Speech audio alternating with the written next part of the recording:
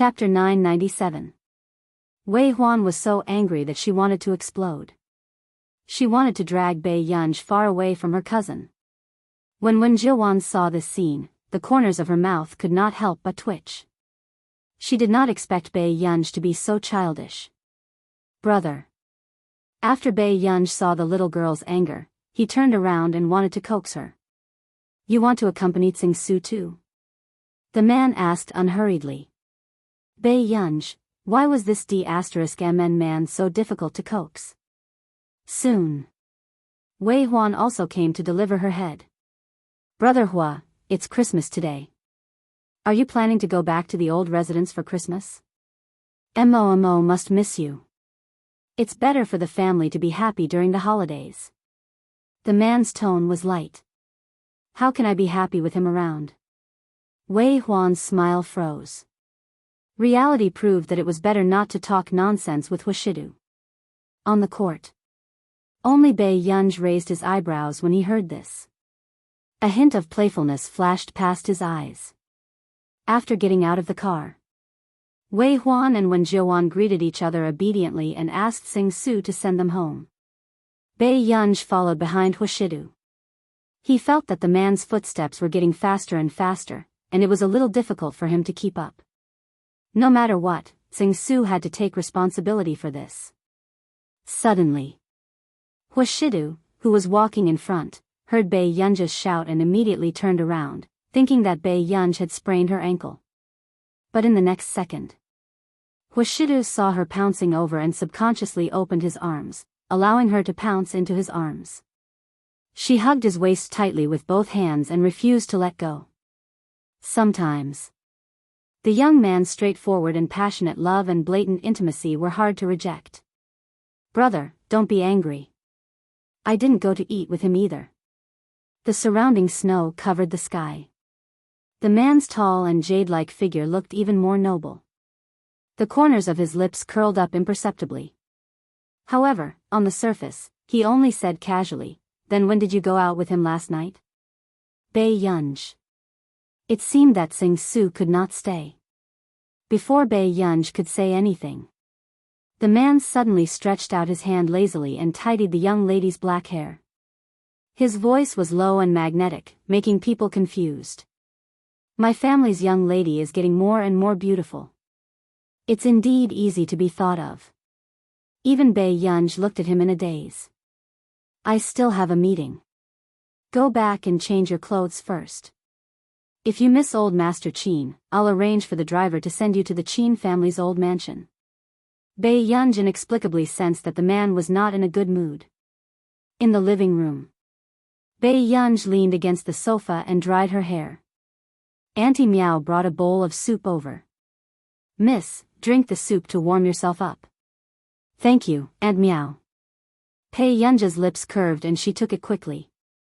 Aunt Miao smiled and said, Drink slowly. Aunt Miao will help you dry your hair. Auntie Miao had always doted on Bai Yunj and cared about Bai Yunj as much as her own daughter.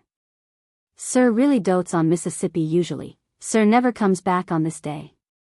Auntie Miao smiled as she dried Bai Yunj's hair. Is he at the old mansion? Bai Yunj asked instinctively. Auntie Miao shook her head. Usually, Sir is abroad at this time. He will only be back after a month. Bai Yunj's eyes darkened and she drank the soup slower. He must have specially stayed behind to celebrate the festival with Miss. Auntie Miao smiled from ear to ear. Bai Yunj subconsciously looked at the second floor. Soon, Hushidu heard a knock on the study door. Brother, I have a gift for you after the meeting. The man raised his eyebrows, but the others in the video did not hear the sound outside the door. End of chapter. Chapter 998. However, when they saw the president suddenly stop, everyone was a little confused. Then, when the next person began to report, everyone was still in a heavy mood and did not dare to look up at the man's expression. Who knew? The man's slender and good-looking fingertips tapped the back of his hand rhythmically and suddenly said, The meeting ends here. Other than the improvements I mentioned, we'll discuss everything else next time. After that, the man directly cut off the video conference. The others looked at each other and did not leave. "Boss, what's going on?" Someone could not help but ask. Could it be that President Hua is also celebrating the holiday with someone today? A certain senior executive, who had always been famous for his gossip, looked at Sing Su excitedly. "President Seng, don't you think so?" "I don't know, don't ask me." Sing Su continued to chat. Just as he was drinking tea guiltily, he heard another senior executive ask excitedly. "President Hua, could it be that he's hiding a mistress and has a girlfriend?" Sing Su spat out his tea. "Hey, that's not right. I heard that some time ago, there was a young lady who went to the president's office in a private elevator. If it's a girlfriend, it should be this one, right?" "You're wrong. I saw this young lady last time too. She was still wearing her school uniform. No matter how scumbag President Hua is, it's impossible for him to lay his hands on a female high school student." Sing Su's hand trembled so much that he could not hold the teacup properly. Was that a female high school student? She was clearly a vixen. She had completely eaten Master Du. On the other side, Bei Yunj was still sending messages to the small group. "Bei Yunj, what gift should I give a boy for Christmas? He'll be happier. Lu Yuanxi. Chu Zhixing, Daddy Pei, are you in a relationship? Lu Yuanxi, we're working hard in high school and you're taking leave to date. Bei Yunj. No." Immediately after, Lu Yuanxi's attitude took a 180-degree turn. "Lu Yuanxi, give him shoes and watches. They're all good." Bei Yunj also remembered that she had bought a watch last time. She also walked towards the drawer while sending messages. "Bei Yunj, what if he's not in a good mood? How can I make him happy?" As soon as this message was sent, Lu Yuanxi was silent. Only Chu Zhixing sent 5 words. "Then give him more gifts." Bei Yunj had no other choice. She rummaged through the house, but she didn't find any Christmas gifts. However, she had changed into a little red dress that the man had bought from somewhere last time.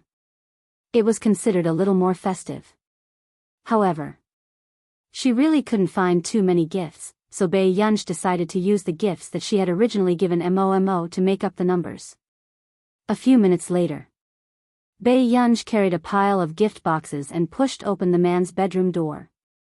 The style of the man's bedroom was cold, black, white, and gray, ascetic and cold.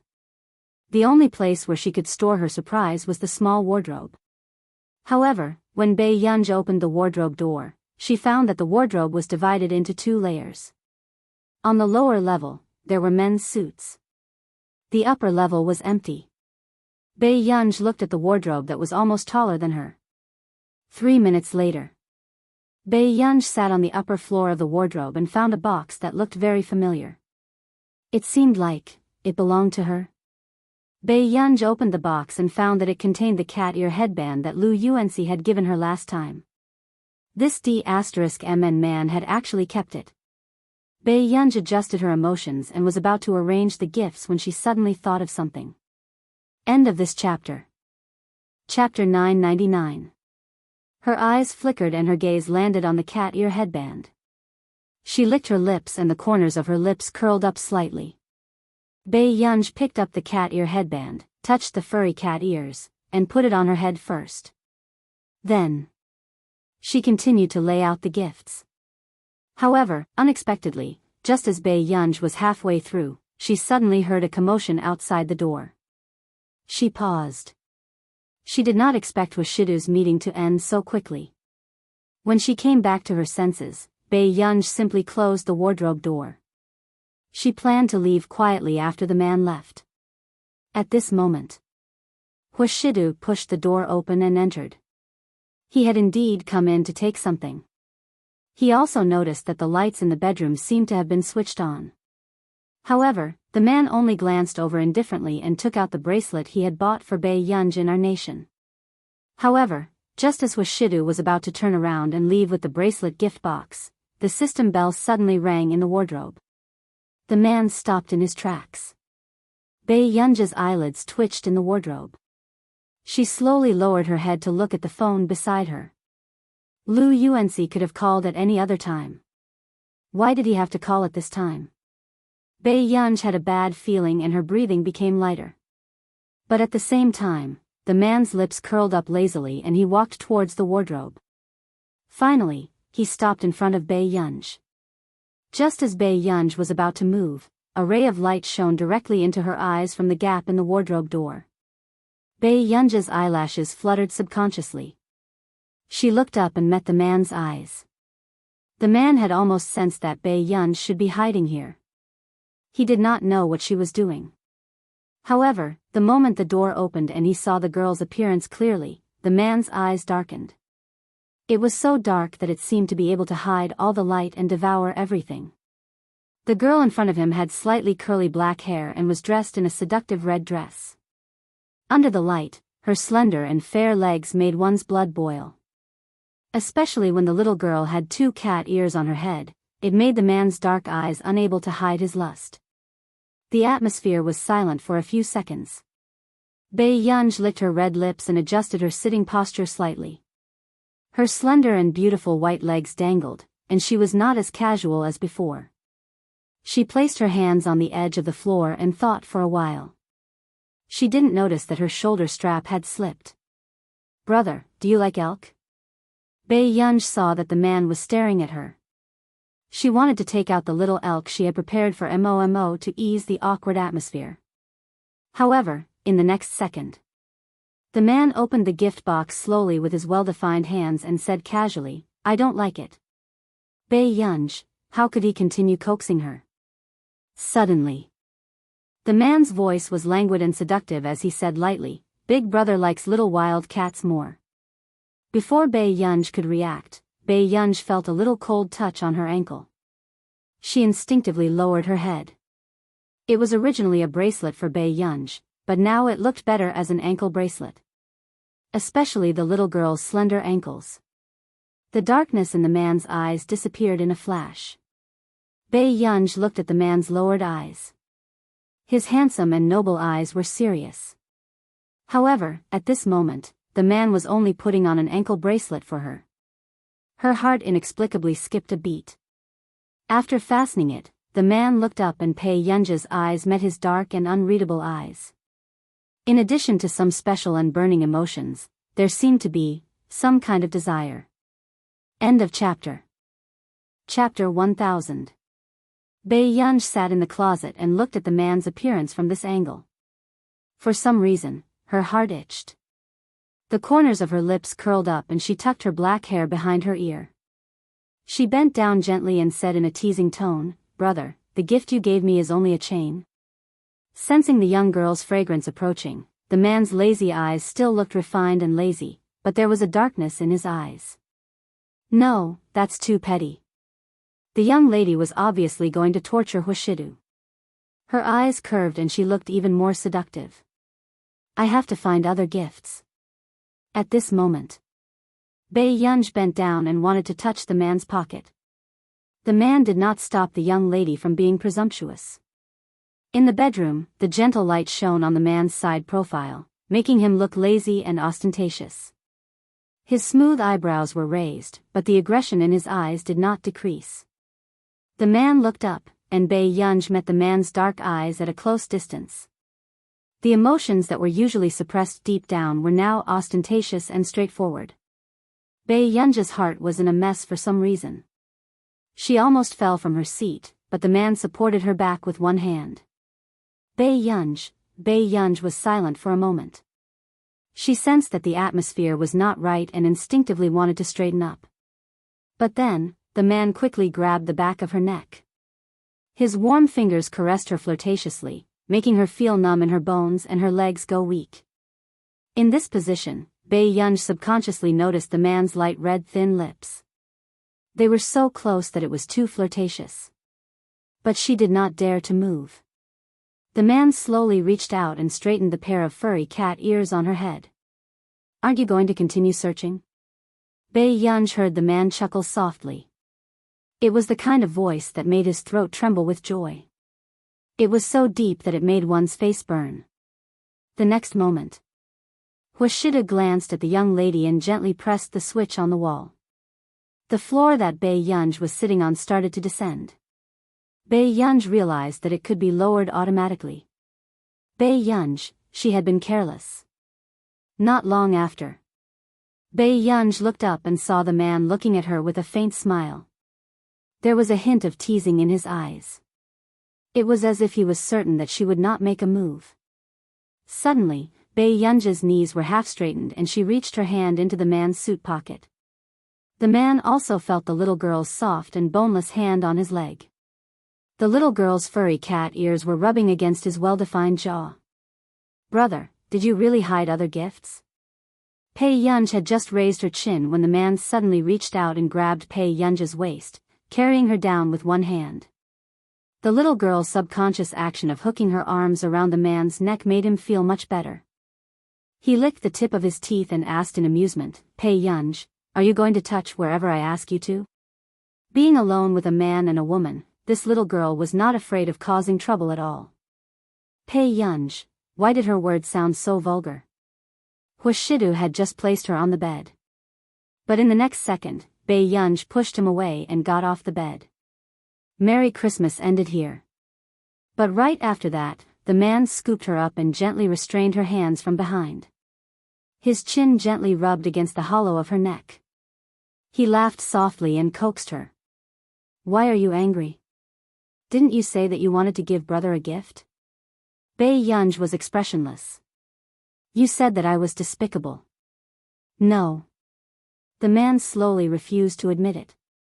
Chapter 1001. Bei Yunj was about to turn her head when her gaze landed on the full-length mirror not far away from the man.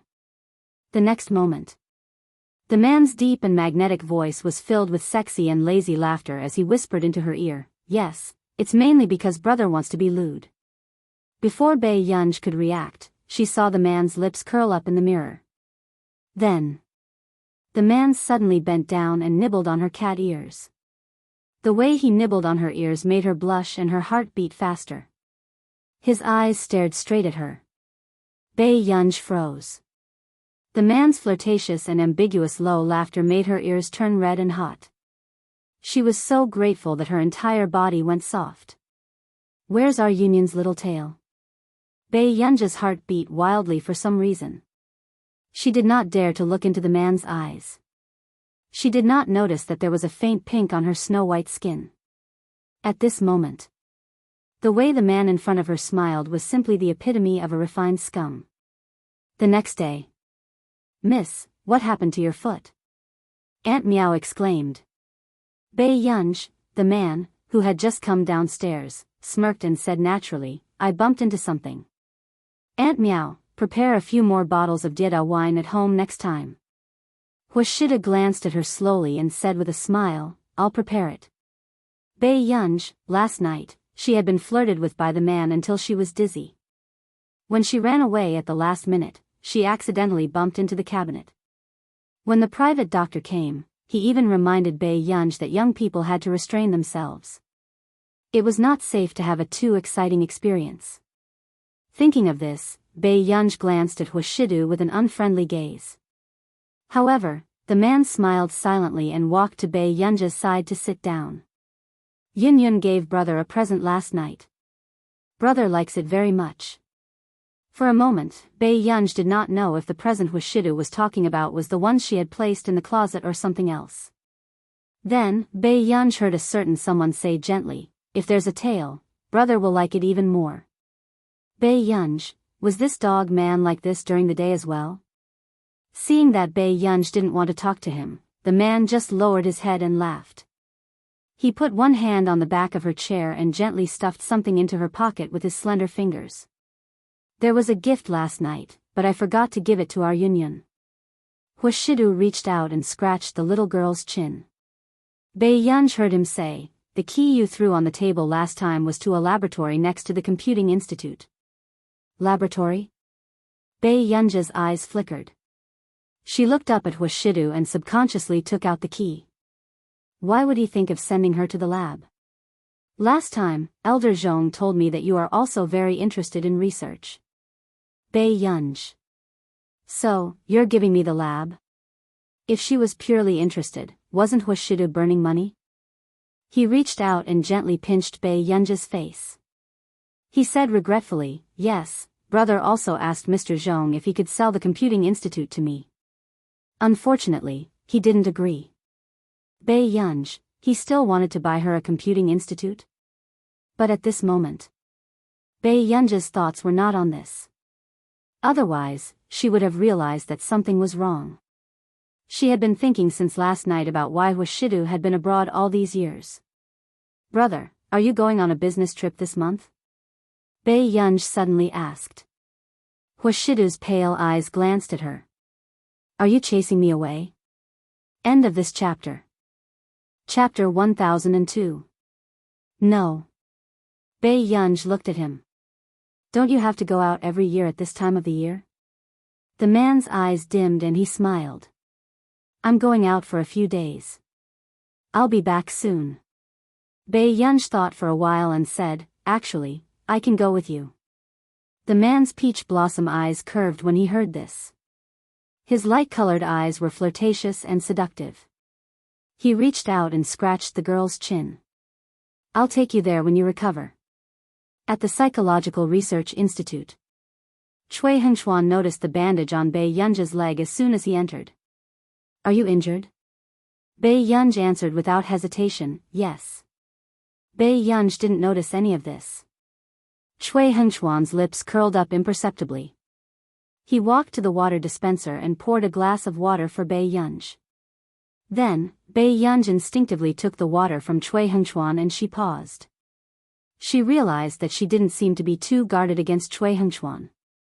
Actually, Bei Yunj didn't like Cui Hengchuan all this time. But she didn't know when she started to have a good impression of Cui Hengchuan. It was a good impression of a friend.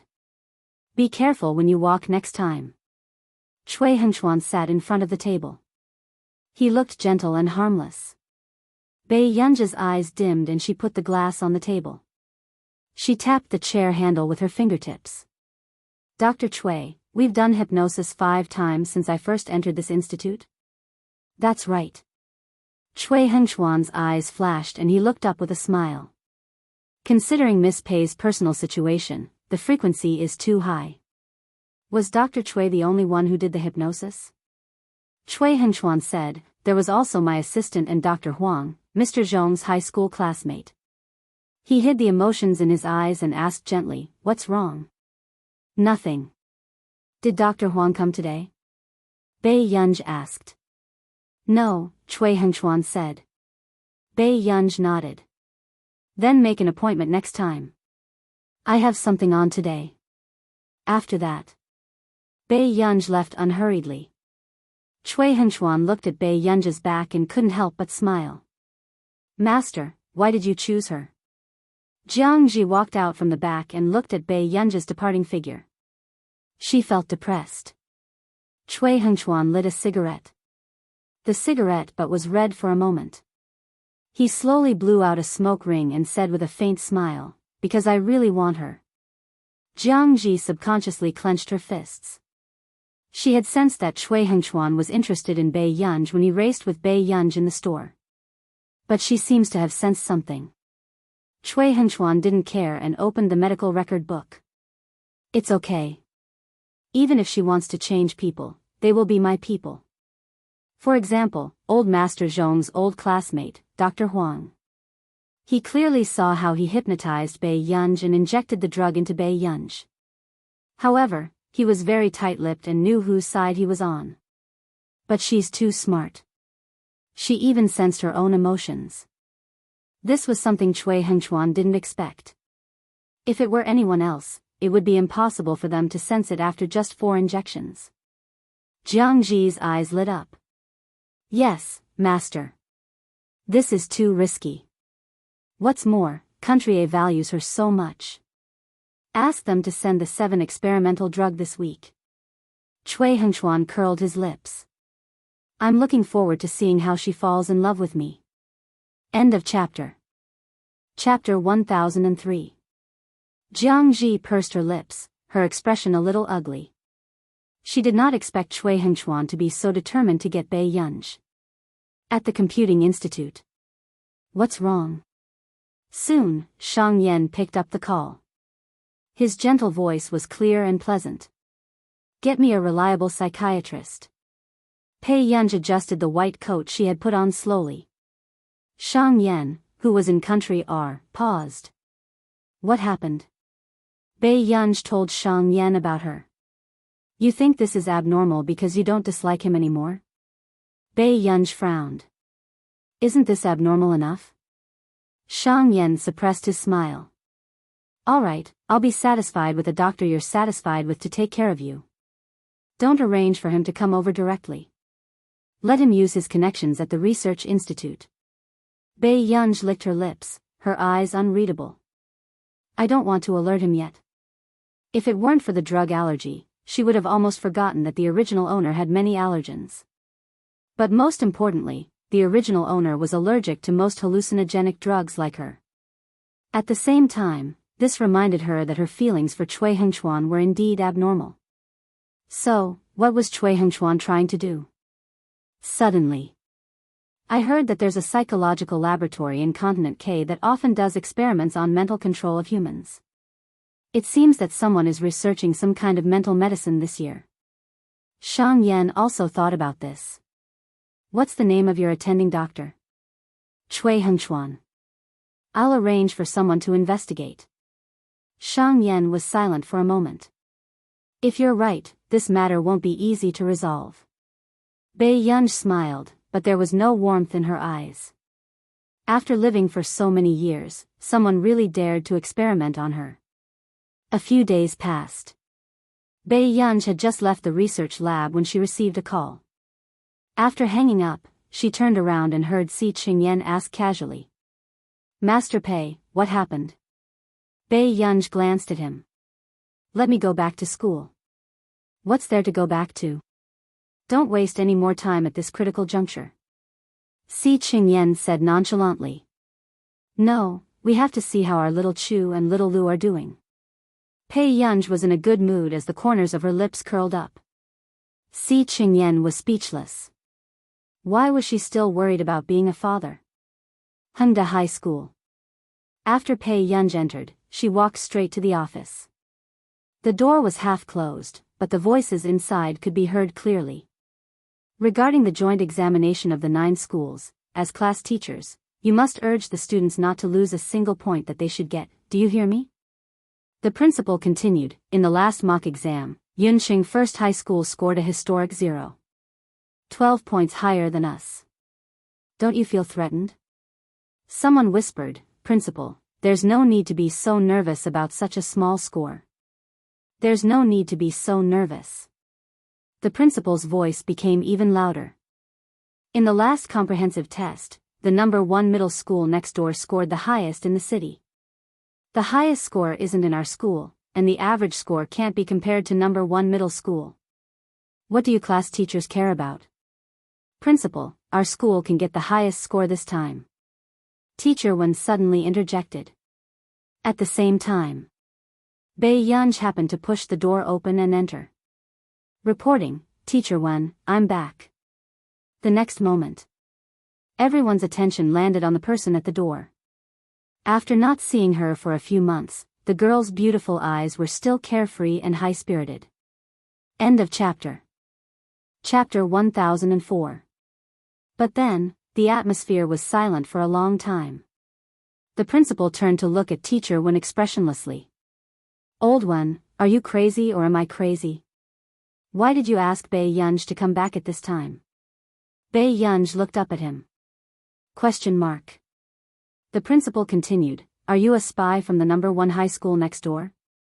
Do you think the average score isn't low enough? Bei Yunj was speechless. Didn't I ask Gu to come back to win glory for our school? Teacher Wen clarified. When the principal heard this, he was so angry that he pointed at Teacher Wen for a long time, speechless. How many months had it been since Bei Yunj went to class? He was still counting on Bei Yunj to turn the tide. Bei Yunj, go home and stay, the principal turned and said. Unexpectedly, Bei Yunj said slowly, I'm here to take the joint examination. In an instant, the form teachers were silent. How could this teacher and student be so stubborn? Why did they have to go against the principal? The form teacher of class 7 sneered. It seems that teacher 1 is very confident in his student. Principal, give her a chance. What if she can get first place in the 9 schools? With that said, everyone knew that the form teacher of class 7 wanted to bring up old scores. After all, in the past few months, Leia's scores had improved by leaps and bounds. Leia also got first place in the previous mock exam. And the form teacher of class 7 had always hated Bei Yunj. Everyone knew that. This time, it was a good opportunity for her to slap her in the face. The principal looked at the form teacher of class 7 and frowned. But then, Bei Yunj asked, when is the exam? 2 days later, teacher 1 said. The principal's face turned green when he heard them echoing each other. Then I'll stay in school for 2 days and go back after the exam. With that, Bei Yunj turned around and waved. Goodbye, teachers. The form teachers were speechless. They hadn't seen this guy for a few months, but he was still as wild as ever. Year 3 Class 1. It's over. Our school's average score can't be compared to the number 1 middle school next door. We'll probably have to add another hour to the evening self-study session.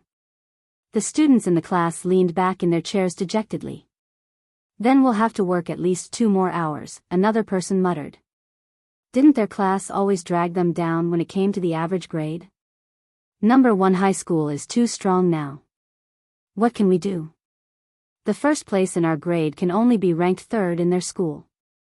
Immediately after, someone said sneakily, who do you think will get first place in the joint examination of the 9 schools this time? I bet on Zhou Han from number 1 middle school. It might be Leia too. Her points have been increasing at a terrifying rate recently. It's also possible for Song Yao from number 1 high school. She's only 2 points lower than Zhou Yu. Everyone was talking about it. Suddenly, when someone saw the figure at the door, his eyes lit up and he exclaimed, Master Pei? Are you stupid? Master Pei isn't even back yet, and he's still in first place. After saying that, the boy reached out and slapped his desk mate. But suddenly, Chu Zhixing stood up.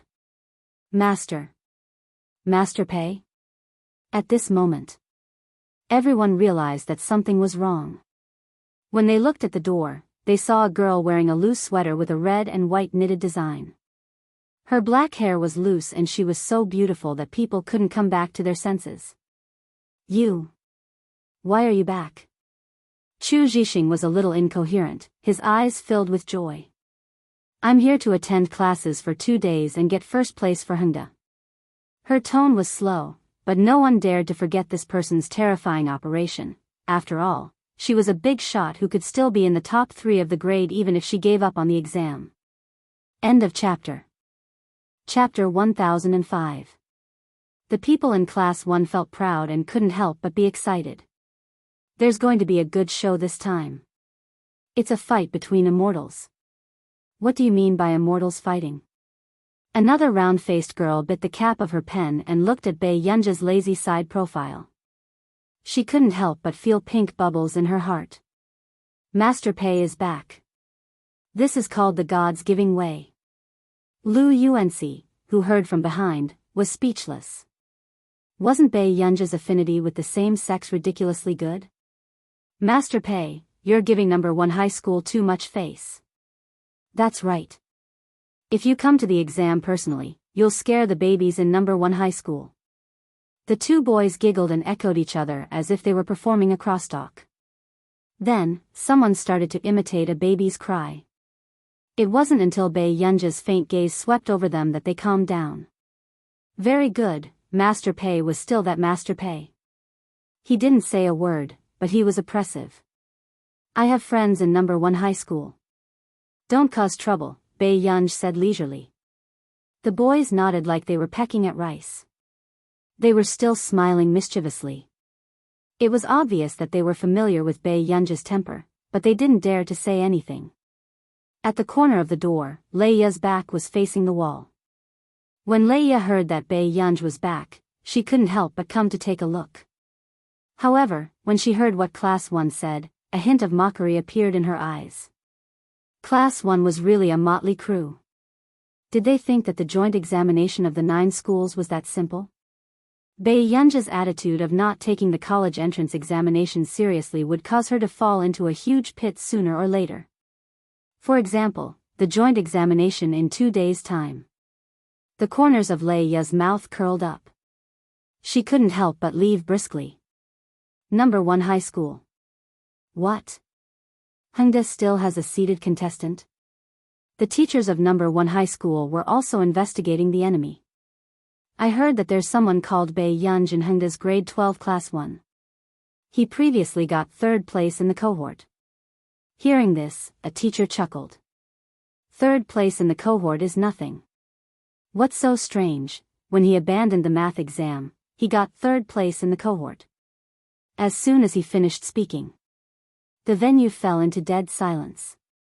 He could get 3rd place in the cohort after abandoning the math exam? Director, it's the mock exam that Hongda and us organized in the 2nd year of high school. That person's voice became softer and softer.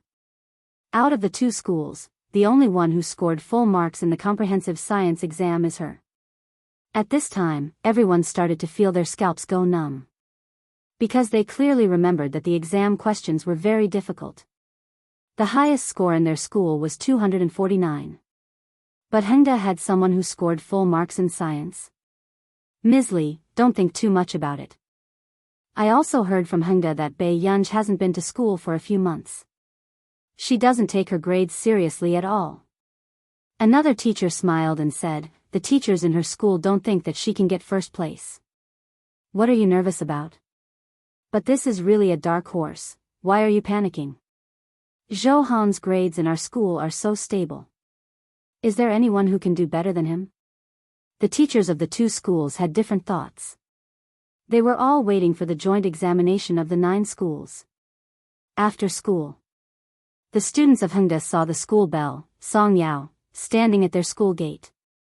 Initially, he was still wondering who was the one who had hooked up with the school bell next door. He did not expect to see Bei Yunj greeting Song Yao. The boys in the same class were already whistling. Master Pei, you even got the school bell next door. Bei Yunj was speechless. Song Yao walked over and stared at her. You have to treat me to ice cream. Bei Yunj touched the tip of her nose. Song Yao, it's winter. End of chapter. Chapter 1006. Who asked you to say that you didn't come for the exam? You're a liar. Song Yao held Bei Yunj's hand and went to the ice cream shop next door. No, we can only drink milk tea. Bei Yunj hugged her shoulders and turned Song Yao to the milk tea shop. Looking at Song Yao's gentle and pretty eyes, she unconsciously supported her head with her hand and looked at her. What are you looking at? Song Yao also wanted to question Bei Yunj confidently, but looking at Bei Yunj's lazy smile, her eyes inexplicably drifted away. Song Yao, you're too fierce. She smiled and reached out to search Song Yao's head. Bei Yunj had only agreed to come to the 9 schools joint examination after receiving a call. Song Yao glared at her and took the milk tea Bei Yunj handed her. Did the teacher ask you to come back? Bei Yunj leaned against the glass wall lazily and drank milk tea.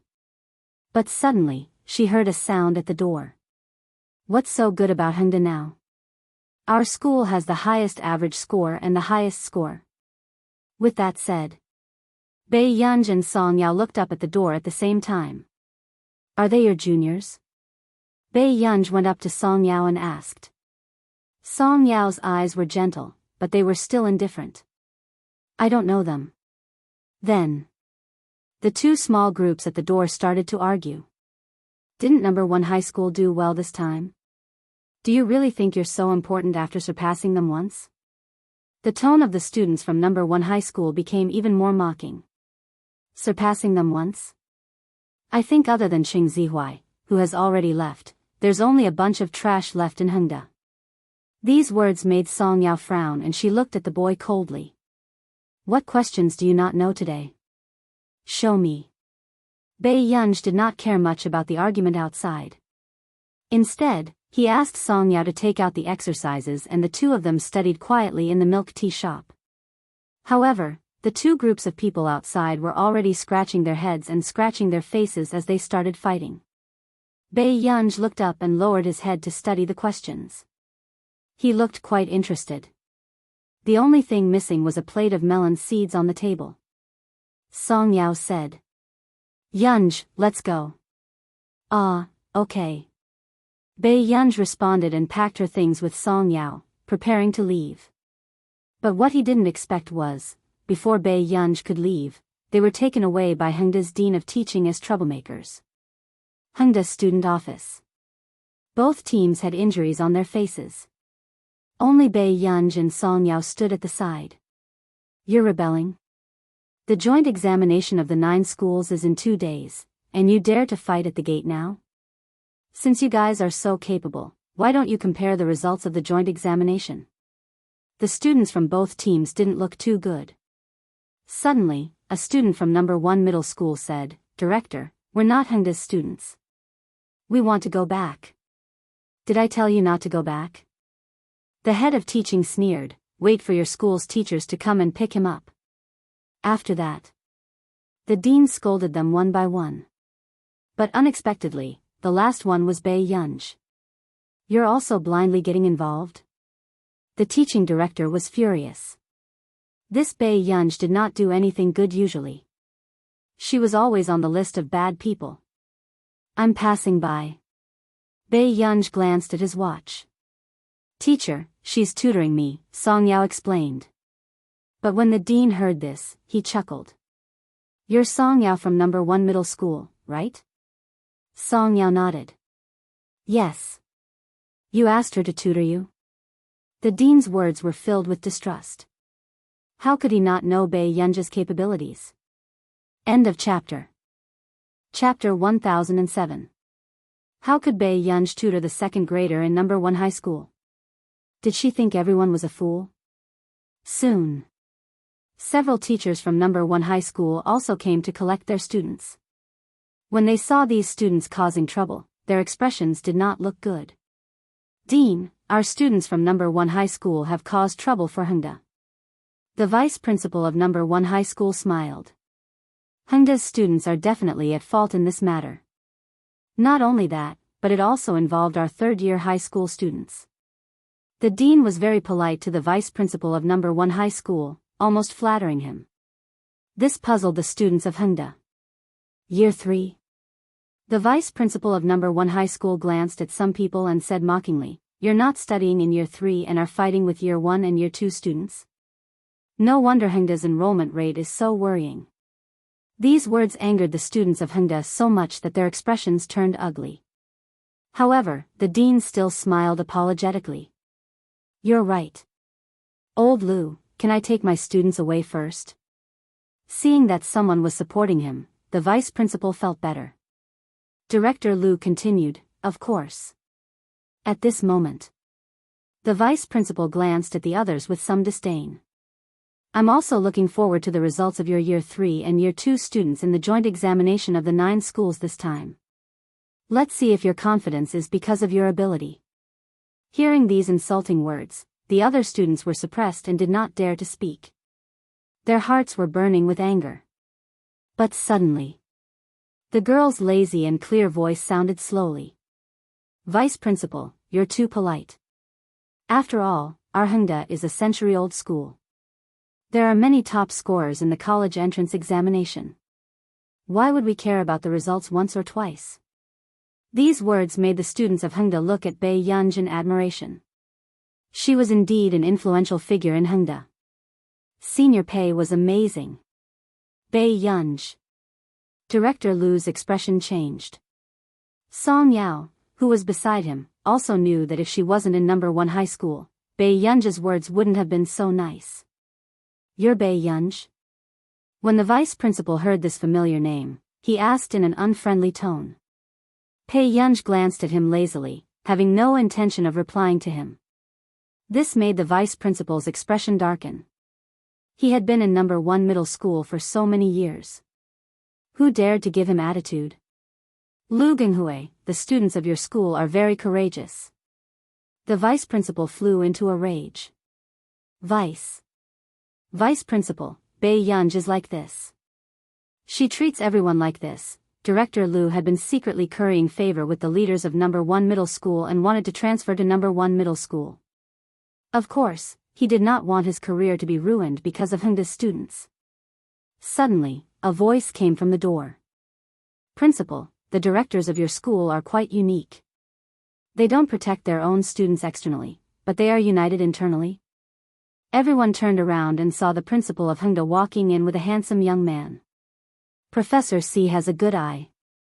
The principal's gaze was so dark that Director Lu did not dare to look him in the eye. The person beside her was Si Chengyan. Principal, Director Lu immediately stuttered. He did not know if the principal had seen him fawning over the vice principal of number 1 high school. Bei Yunj was the one who disrespected the teachers. I also saw that after she came back from her leave, her behavior became even more unreasonable, so I... Director Lu, are you saying that our computing institute taught bad people? Si Chengyan asked with a smile, but the coldness in his eyes did not diminish. What? Not only Director Lu, even the principal of Hengda and the vice principal of number 1 high school looked at him instinctively. Chapter 1008. Since when did Bei Yunj have anything to do with the Computing Institute? As the top computing institute in the country, the Computing Institute had extremely high requirements for recruitment. Bei Yunj was only a high school student. How was this possible? Bei Yunj also gave Si Chengyan an intriguing look. Si Chengyan was speechless. Was this girl even human? He was protecting her here, and she was threatening him. Our old master likes student pay. It's not strange for him to make an exception in the future. Si Chengyan said slowly, oh, right. Everyone should know that our computing institute has always had a recommendation slot for a university. Instantly, everyone remembered. As the top computing institute in the country, the Computing Institute had signed a cooperation agreement with Yunqing University. Every year, they could send a student to study in the computing department of Yun University. Not to mention Bei Yunj's results, even if Bei Yunj did not take the college entrance examination, she could successfully enter Yun University through the cooperation mechanism of the Computing Institute. Hearing this, the expression of the vice principal of First High School changed. Back then, his nephew also wanted to enter the Computing Institute, but he was eliminated in the preliminary round. But now, a Year 3 student from Hengda actually had a chance to enter the Computing Institute? This, Yunj didn't tell us about this. The principal said with a smile. If Hengda's students could enter the Computing Institute, they would have a golden reputation in the future. The vice principal of First High School beside him was so jealous that his face was about to contort. Si Chengyan chuckled and could not help but take revenge. What's there to say about her? She only stayed in the institute for a few days before she went out to play. His tone was sour. Isn't she just relying on the fact that the old master dotes on her? Bei Yunj was speechless. The principal of Hengda's smile froze. So, she hasn't revised her high school homework either? Is she someone who does such a thing? Si Chengyan asked. The principal's expression was a little broken. Instantly, everyone fell silent. What kind of F***king favorite was this? Were all the big shots paving the way for her? At this moment, the students of First High School were completely dumbfounded and their expressions froze. Professor C, we have no intention of arguing with the students. The vice principal knew Si Chengyan's identity and did not dare to offend him. Si Chengyan glanced at him and smiled faintly. It's best if that's the case.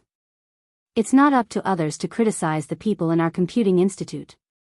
After saying this, the atmosphere grew colder and colder. Not only was Si Chengyan a core member of the Computing Institute, but he was also the youngest computer science professor at Yun University. You're right. The vice principal smiled stiffly. Originally, when he came to Hengda, he didn't plan to give the school leaders any face. However, she did not expect to meet Si Qingyan halfway. After Bai Yunj and the other man left, Song Yao returned halfway. At this moment, the vice principal then realized that Song Yao was there too. Song Yao, were you there just now? Song Yao glanced at the vice principal and said in a pleasant voice, but then. Before the vice principal could speak, Song Yao suddenly walked in front of a boy. It was the boy who said that the students of Hengda were all trash at the entrance of the milk tea shop. Song Yao's smiling eyes were still reserved and gentle. She said gently, "Do you think you're not a good-for-nothing?" Instantly, the boy's expression was ugly. The vice principal also warned, "Song Yao, I have something on the day after tomorrow.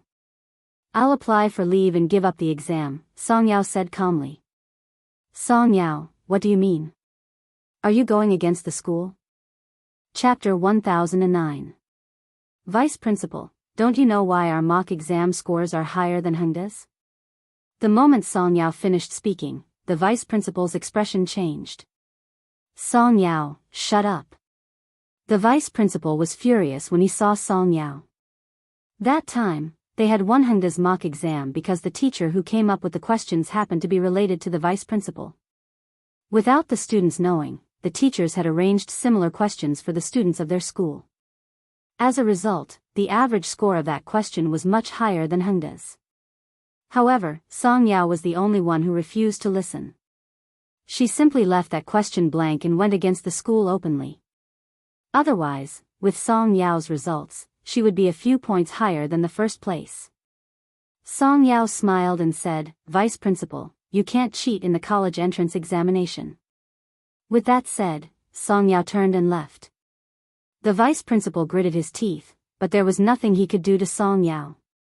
Indeed, one could not cheat in the college entrance examination. Therefore, First High School still had to rely on Song Yao to get high marks. The next day, the students of Hengda saw a notice. The dean of Year 3, Lu Ginghui, was suspended.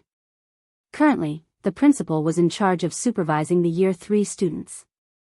Class 1.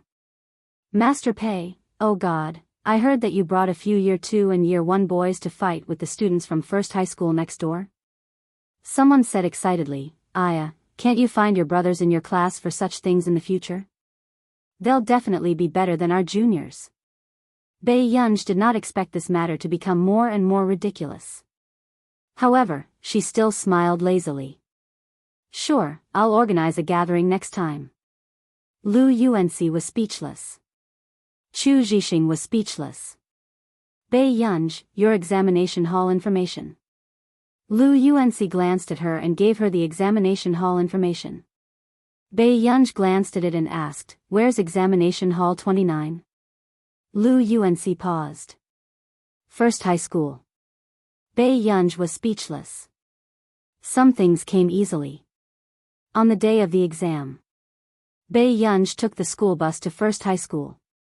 Only then did she know that only 2 students from Hengda had been selected to go to First High School.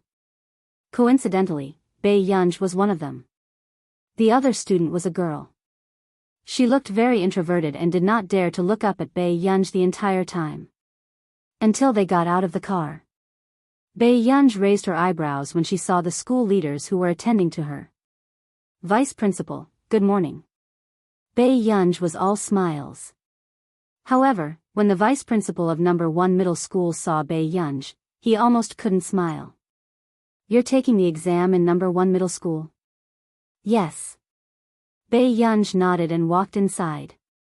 The vice principal stared at Bai Yunj gloomily and felt inexplicably uneasy. Principal Huang, this student doesn't look like a good student, the dean of First High School said. The vice principal sneered, this student has a solid foundation of connections. By the way, tell the teachers in Bai Yunj to keep an eye on her. Yesterday in Hengda, he also noticed the attitude of the principal of Hengda towards Bai Yunj. He reckoned that Bai Yunj would be nothing more than cannon fodder when she returned for the exam. She would not be a threat to them. However, the vice principal was furious at the thought that Song Yao dared to abandon the exam. Fortunately, Zhou Han was around. Besides, Qin Youjiao, who they had always thought of as the biggest threat, did not come back for the exam. The vice principal heaved a sigh of relief. Hengde had no chance to make a comeback in this joint examination of the 9 schools. Examination Hall 29. The moment Bai Yunj entered, many people were staring at her. Some people even recognized Bai Yunj. Pfft, why was she assigned to this examination hall? Someone asked with a smile. P.S. We'll continue tomorrow. Thank you for your monthly recommendation. Chapter 1010. The seats in the examination hall of number 1 high school had always been arranged according to results. In this joint examination of the 9 schools, other than the students from other schools, there was not much difference in the order of everyone. Therefore, when Bai Yunj suddenly appeared in the second-to-last examination hall, everyone looked at him meaningfully. The exam is about to start. Is there anyone who hasn't sat down? As soon as the teacher from number 1 high school came in, he glanced at Bai Yunj indifferently. Bai Yunj didn't care too much. After sitting in his seat, he skillfully took off his scarf and folded it into a square to sleep. The teacher's face twitched. Start handing out the papers. After the teacher passed the papers down, his tone was slightly mocking. This is number 1 high school. I don't want messy students to bring bad atmosphere to our school. Students from number 1 high school should also remember that the students from some schools are from a different world from you. Bai Yunj was the only one from another school. Everyone knew who the teacher was talking about. Many students in the examination hall looked at Bai Yunj with eager eyes and were hostile to the students from Hengde. However, about 10 minutes after the papers were handed out, everyone suddenly heard the sound of the papers being flipped. The students from number 1 high school slowly turned their heads. They didn't expect that the first person to flip the papers would be Bai Yunj. Was he doing it blindly? How could he write so fast? At this moment, all the students thought so, including the invigilator. However, the sound of Bai Yunj's pen scribbling on the papers was particularly alarming. Not only that. A few minutes later, everyone heard Bai Yunj's annoying tone and smiled lazily. It's so easy. Why did our Hengde teacher answer all these questions? Wasn't this person immoral? The students from number 1 high school looked at this ridiculously difficult paper and suddenly felt self-doubt. Their mentality was broken by Bai Yunj. Who told you to speak in the examination hall and affect others? The teacher from number 1 high school was so angry that his face was distorted. Bai Yunj said in a sincere tone, I'm sorry, teacher. I thought everyone had finished. After saying that, Bai Yunj suddenly stood up and said slowly, Teacher, I'm handing in my paper. The expressions of the number 1 high school students were about to crack. She handed in her paper in less than 20 minutes. Bai Yunj didn't like this kind of exam. To her, this was like asking a high school student to do first-grade questions. It's not time yet. Who told you to hand in your paper in advance? The teacher from number 1 high school said immediately. Then what should I do? I have bad habits since I was young, and I like to talk to myself. Bai Yunj glanced at everyone present with a smile. The students from No. 1 high school suddenly had a bad feeling about this. For the first time, they wanted to shout for help because of a person's gaze. Go lie on the table and sleep. You're not allowed to speak. The invigilator's face was ashen, and he was so angry that he almost blacked out. What kind of students did Hengde recruit? Wouldn't this kind of student blow up the school? However, although Bai Yunj was seriously sleeping, the people around her were more or less having a mental breakdown as they looked at her. So much so that after the exam, no one present had a pleasant expression. She must have been sent by Hengde to mess with them, right? After 2 days, all the exams were over. The students in the examination hall 29 also heaved a sigh of relief. They finally didn't have to see this god of plague from Hengde anymore. This is the real god of plague. She didn't do well in the exam and even caused the entire examination hall to have a mental breakdown. End of this chapter. Chapter 1011. The students from number 1 high school were furious and gritted their teeth in hatred. You don't say. Do you know who Hengda's Bei Yunj is on good terms with? Song Yao. Another girl sneered as she ground her nails. I don't know if it was discussed, but Song Yao didn't come for the exam today. She's obviously an ingrate. Even if there's no Song Yao, there's still Zhou Han. How can a bunch of useless people from Hengda compare to us? The students in the class mocked. Hengda. What's wrong with you? Bei Yunj, are you a humanoid missile? You'll blow up wherever you go. The principal looked at her in disbelief. You've been in number 1 high school for 2 days and number 1 high school has called our school more than in the past 2 years. Bei Yunj was speechless. Did you call me over to punish me or criticize me? Bei Yunj asked slowly. The principal took a deep breath and glared at Bei Yunj. Don't do it again. Bei Yunj looked at the principal in surprise and replied with a smile, okay, then I'll leave school. Bei Yunj, even if you're talented, you can't afford to waste it. Find a tutor and make up for your high school knowledge. Bei Yunj continued to brush him off. Okay, principal. The principal was speechless. If this fellow stayed in school any longer, he would explode. However, after Bei Yunj left, the form teacher of year 3 hurried over. Principal, I've asked around. The mathematics results of the 2 examination halls are out. The highest score in our school is still Leia with 125 points. But Zhou Han with 130 points. What? The principal was also stunned. The craftiness of this exam was already at its peak. Zhou Han from number 1 high school actually scored so high. But principal, Leia is a contestant in the Physics World Championship. I heard that Leia's physics score is above 90. Zhou Han only scored 82 points. The principal heaved a sigh of relief. Fortunately, there's still Leia. Then, the principal thought for a moment. However, their scores are too close. I wonder what the final result will be, on this day. The teachers of the 2 schools were studying the highest score in the first examination hall. The atmosphere was soul-stirring, but no one cared about the students in the other examination halls. So much so that the teachers marking the papers were bored to death. When they reached the last paper, they almost spat out their tea. What's the situation? The student in examination hall 29 solved the last question of physics. Teacher Chen was in charge of correcting the last 2 questions, but there were only a handful of people who got it right. There was not a single person who got it all right.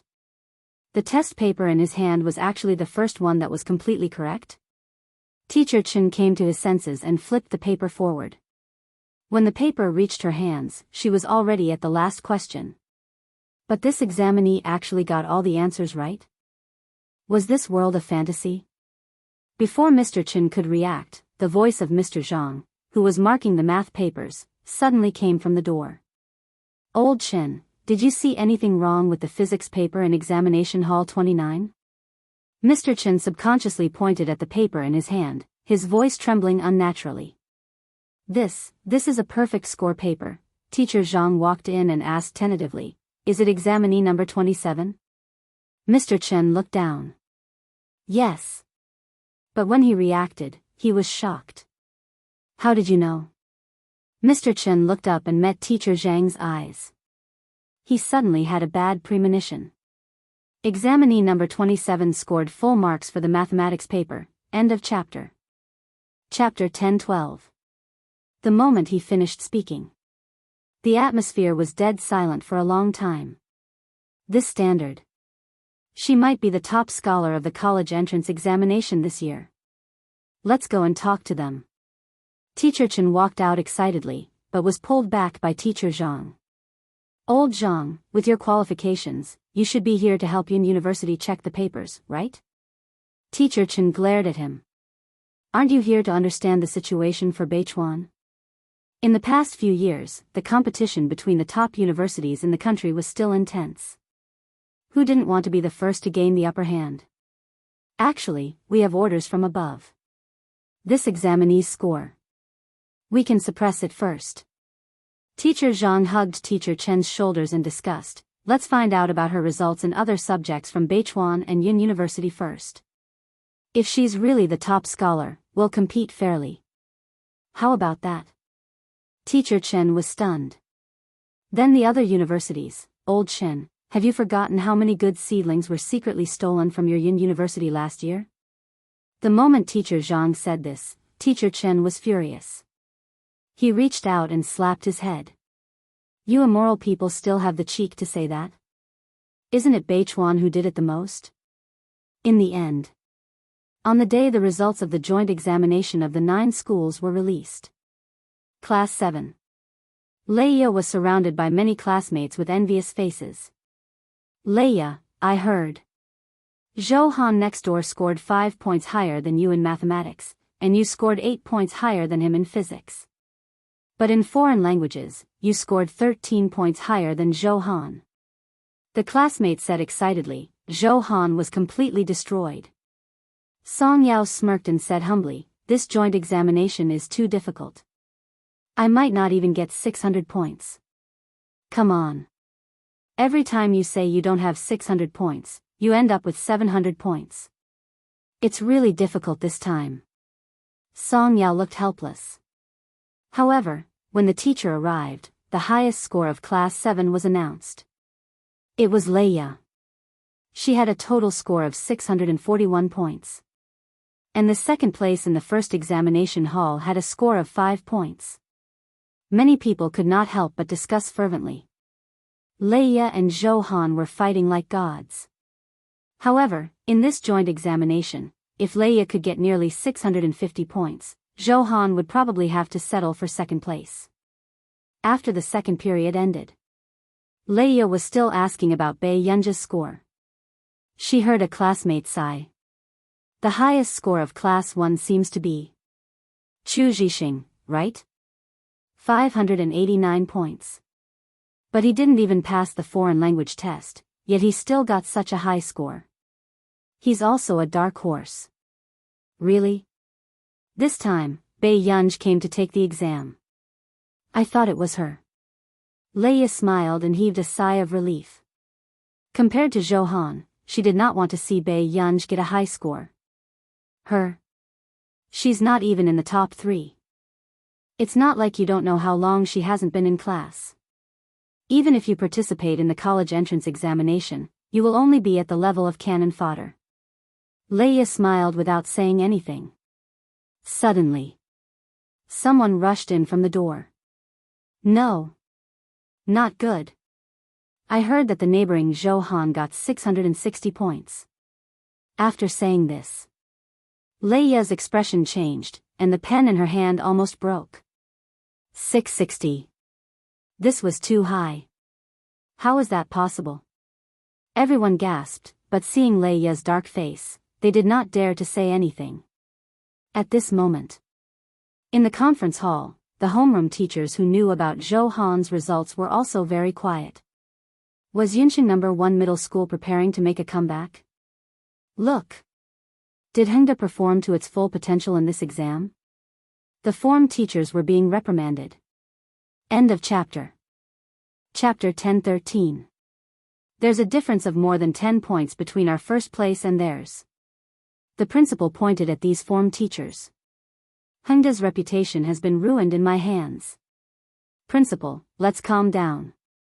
A form teacher hurriedly said, Leia isn't the only one in Class 7. This Qin Youjiao is still in our nation. The form teacher of Class 7 immediately understood. Yes, Youjiao didn't fall behind in her studies overseas. The last time I sent her a paper, she scored even higher than Leia. Hearing this, the principal calmed down a little. You mean, Qin Youjiao's results didn't drop? This was also very surprising to the principal. That's right. Besides, Qin Youjiao even has policy bonus points when she comes back. How can she not compare to Zhou Han next door? The form teacher of Class 7 changed the topic and glanced at Teacher 1, mocking him sarcastically. Sigh, this is also taking leave, but good students will never disappoint. Oh right, Teacher 1, didn't you say that Bei Yunji could get first? How much did she score? Teacher 1 glanced at her. I was in class for the first 2 periods and didn't check the scores. The form teacher of class 7 laughed and said thought-provokingly, then you have to tell us after you're done. Maybe she's the first of the 9 schools? The rest of the people present had already asked about Class 1's results and knew that the form teacher of Class 7 was deliberately finding trouble. All right. The principal took a deep breath. There's still the 9 schools exchange later. It's in number 1 high school. Come with me. The meeting room was exceptionally silent. They had lost too badly this time. Not only did they lose to number 1 high school next door, they even had to go to number 1 high school to listen to them show off. Teacher Wen returned to class 1. The rankings had already been printed out. Bei Yunj had also returned to Hengda because of the strange call last night. Reporting. Before Teacher Wen could speak, he heard a voice at the door. Why are you back? Bei Yunj was perplexed. I received 2 strange calls last night. They asked me to report to Yunda Beichuan. Bei Yunj probed, was I betrayed by the school? Lu Yuanci was shocked. There's such a scam call? Bei Yunj was speechless. It's probably a scam call. I'll report it to the school after class. After Teacher Wen finished speaking, he gestured for Bei Yunj to return to her seat. Come in and listen to the results of this exam. When Bei Yunj heard this, she subconsciously walked inside. But as soon as he sat down, he was pulled by Lu Yuanci. What happened to your results? What do you mean what happened? Bei Yunj turned to look at him. The first place is Brother Chu, and the second place is Hiyu. I'm already in 5th place, and you're not even in the top 10. Lu Yuanci said bitterly, you'd better come back early so we can go to class together. Listen to Yen. Bei Yunj immediately snatched the ranking list from the front desk. She couldn't believe that she could get this question wrong. But in the end, the first place really wasn't hers. But not long after. Bei Yunj suddenly looked up and interrupted Mr. Wen. Mr. Wen, where did my grades go? What results? Where did they go? All the results are out. It's impossible that yours isn't. After Teacher Wen finished speaking, he subconsciously asked, your results aren't on the list? The class was very quiet. Then, the ranking list in Bei Yunj's hands was snatched away by someone else. Damn, why doesn't Master Pei have any results? When Teacher Wen heard this, he also checked the results. In the end, Bei Yunj's results really weren't there.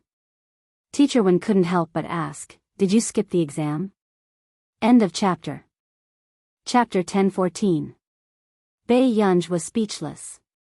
Chu Zhixing immediately explained, Teacher, that's impossible. Every time Yunj goes, number 1 high school will call the principal's office. Bei Yunj was speechless. Bei Yunj, tell me honestly. Did you write the papers seriously? Teacher Wen had also heard that Bei Yunj was looking for trouble in the examination hall. Number 1 high school was just short of banning Bei Yunj. Bei Yunj thought for a moment. I think so. Teacher Wen's eyelid twitched. This answer made him too ashamed to ask the principal. At the 9 schools exchange. Other than the form teacher and principal, Leia also went, but her expression was still not too good. She only felt better after being comforted by the principal.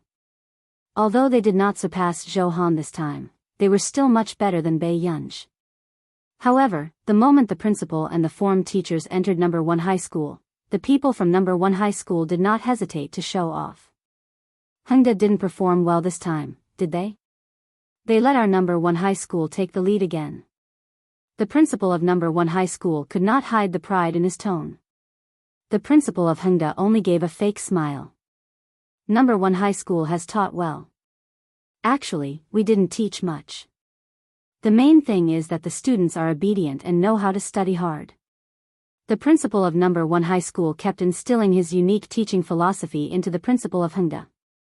However, after the 9 school teams arrived, the 9 principals of Hengda number 1 high school were waiting for the top schools in the joint examination. After all, the joint examination of the 9 schools would determine the guaranteed spots for each school. However, no one expected the principal of Beichuan University to come. Before this, they had never seen this person come personally. The principal of number 1 high school immediately stood up and smiled like a flower. "Principal Tan, why are you here personally?" The other principals knew that number 1 high school was in the limelight this time, and these high schools probably wanted to get more people from number 1 high school. Just as expected, the principal of Beichuan shook hands with the principal of number 1 high school. "Of course, it's for our country's good seedlings. These students are better than the other in your hands." The principal of number 1 high school pretended to be humble, but he was grinning from ear to ear. "Not at all. It's the student's talent." However, just as the Hengda principal was about to roll his eyes, the Beichuan principal suddenly turned to look at him. "Headmaster Jian, you really surprise me every year. How did you nurture the number 1 student in your school? Aren't you going to share your experience?" After saying this, everyone was stunned. Wait a minute, wasn't the first place of the 9 schools from number 1 high school? How could Beichuan's headmaster not know about this? The first high school's principal's expression instantly turned ugly. He could only look at the Hengda principal with a fake smile. Hengda's principal paused. "Who are you talking about?" The Beichuan principal was stunned for a moment before he patted the Hengda principal's shoulder and teased, "Old Jian, you're too pretentious. After so many years, this is the first time I've met someone who scored full marks in all the subjects. You still don't know which student did it?" Hengda's principal. "Was this a student from their school?" What? The first high school's principal's face turned pale, and he almost couldn't stand still. "Wait, you really don't know? Don't you know the standards of the students in your school?" Beichuan's principal asked suspiciously. But suddenly, Teacher Wen suddenly probed carefully, "Is her surname Pei?" Yes. This student should be called Bei Yunj, right? Her future is limitless."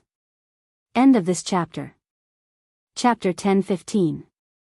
This was the first time he had called a student in so many years.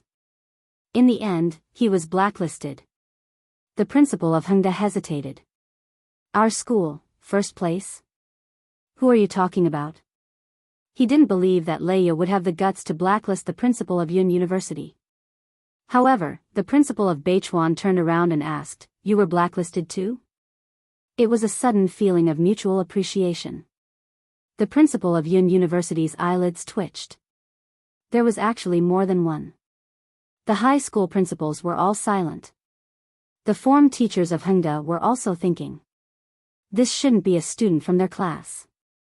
Only Teacher Wen had a bad feeling about this, but not long after.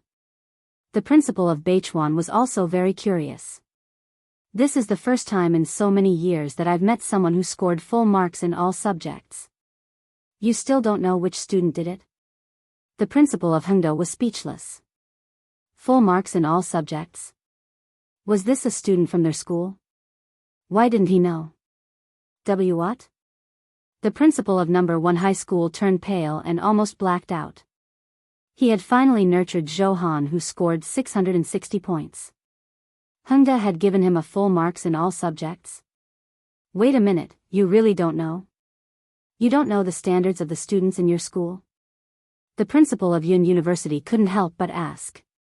But suddenly, the principal of Hengda was caught off guard, and Teacher Wen probed carefully, "Is her surname Pei?" The principal and form teachers of Hengda were speechless. Yes. This student should be called Bei Yunj, right? The principal of Yun University was suddenly excited. The principal and form teachers of Hengda were confused. The form teacher of Class 1's smile froze. How was this possible? Bei Yunj scored full marks in all subjects. Not only the form teacher of Class 1, even Leia's pupils constricted as she stared at the principals instinctively. How could Bei Yunj score full marks? But I didn't see Bei Yunj's score. Teacher Wen muttered again. The principal of Yun University said calmly, Principal Tan said that the score was too high and he wanted to suppress it first to see if there was a mistake. Everyone was speechless. What mistake? He probably wanted to suppress the score and hook up with the students first so that other schools wouldn't intercept. Not long after, there was really a principal from another high school who asked curiously, "Principal Jian, how did you recruit a student who scored full marks in all subjects?" Hengda's principal's heart was about to crack. How should he answer this question? How did he manage to recruit them? Bei Yunji's crazy brothers donated a building to her? The principals and teachers of Hengda weren't the only ones who had a mental breakdown. The faces of the teachers and vice principals who had been tortured by Bei Yunji were even more twisted. This Bei Yunji again? She casually took a test and got full marks for all the subjects. In the end, all the students in exam hall 29 were annihilated by her. Suddenly, a teacher from number 1 high school sneered as if he had caught Hengda's weakness. "I heard from Bei Yunji that she had reviewed all the questions for the joint examination at school. I don't know when Hengda's teachers became so good at guessing questions." It was obvious that Hengda was helping Bei Yunji cheat. But at this moment, a homeroom teacher from Hengda said coldly, "What kind of joke is this? Bei Yunji didn't come to class this semester. How could she have guessed the questions?" Half of Teacher Wen's hair fell out because of her. The teachers from number 1 high school were speechless. Teacher Wen was speechless. Hengda's principal was speechless. He had a feeling that Hengda was the one who picked up the scraps this time. P.S. The previous chapter has been changed a little. Babies, you can refresh and read it again. Master Pei is from class 7. Old Sue has mixed it up. Change it tomorrow. Did our little friend cast a monthly vote? Pinch face, end of this chapter. Chapter 10:16. The expression of the number 1 high school teacher twitched as he instantly understood why Bei Yunji said that. She was deliberately creating pressure for the other students. The principal of number 1 high school regained his senses and could not help but say with a fake smile, "She doesn't even attend classes. It seems like Hengda still needs to discipline such a student." Hearing this, the principal of Hengda refused to admit defeat. When he regained his senses, he smiled at him. "Since the principal of number 1 high school is so concerned, why don't you go to the Computing Institute personally and ask for her for Hengda?" With that said, the principals were stunned and doubted their ears. Computing Institute? The principal of Yun University asked instinctively. Bei Yunji was from the Computing Institute? "I heard from Professor C that old Mr. Zhong likes Yunji a lot, so..." The principal of Hengda hesitated, but he did not hide the pride on his face. Elder Zhong likes student Pei? The principal of Yun University was a little incoherent. Then student Pei is a member of the Computing Institute?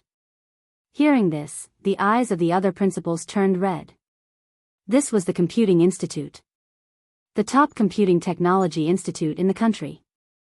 It was said that Yun University's postgraduate students might not even be recruited, but Elder Zhong only took a fancy to a high school student? I'm not sure about that. It's just that Professor C mentioned it a few times. Even if she hasn't entered the institute yet, she has to enter when she goes to university in the future. The principal of Hengda said with a smile, "In the past, old Mr. Zhong came to Hengda and wanted Yunji to go to the institute for an internship, but he was rejected. Young people more or less have a temper." The eyelids of the others twitched. Her temper was too bad. She actually rejected the institute. When the principals of Beichuan and Yun University heard this, they suddenly felt that it was reasonable for them to be blacklisted. Student Pei's form teacher should have her number 2, right? Can I trouble the form teacher to help contact student Pei? With that said, the principal of Hengda looked at Teacher Wen. Teacher Wen replied with a fake smile. "No problem." Then, indeed, the moment the form teacher called, the other party picked up very quickly. "Teacher Wen?" Her lazy voice rang out. "Why Yunji?" Under everyone's gaze, Teacher Wen felt a lot of pressure. Did someone call you today?" The other party said slowly. "Didn't you say it's a fraud gang? They're all blacklisted." Teacher Wen was speechless. He should not have turned on the speaker. Instantly, the atmosphere in the arena was dead silent. Everyone immediately understood what was going on. The gazes of the two principals also fell on Teacher Wen. Those two are really the principals of Beichuan University and Yun University. Mr. Wen took a deep breath. Because you scored full marks in all subjects, so I want to talk to you. After saying this, everyone thought that Bei Yunj would be very excited. Unexpectedly, she suddenly asked, so, my score was suppressed by them? The principal of Yun University was speechless. Beichuan's principal, just as the principals of the other high schools were thinking that this student didn't know what was good for him, a familiar roar could be heard. Chat. What was there to talk about? Hang up immediately. Tell them to go as far as they can. How dare you lower the score of the person I'm in? As soon as he finished speaking, Beichuan's and Yun University's principals' hearts skipped a beat. They immediately recognized the voice. Someone asked uncertainly, Is this Elder Zhong? Chapter 10:17. The people at the side looked at the person who asked the question as if they were looking at a fool. Other than Mr. Zhong Xinglin, who would dare to shout at the principals of two top schools. At this moment, the two principals were also stunned by Zhong Xinglin's shout. After coming back to his senses, the Beichuan principal's scalp went numb. Teacher Zhong, so it's you, the Beichuan principal laughed dryly, feeling even more terrified. After all, the Beichuan principal was also the one whose thesis had been blocked by Elder Zhong. Zhong Xinglin smiled indifferently. Principal Tan, what can I do for you? The Beichuan principal was speechless. He was really angry. Everyone could tell that this student of Hengda held a very high position in Zhong Xinglin's heart.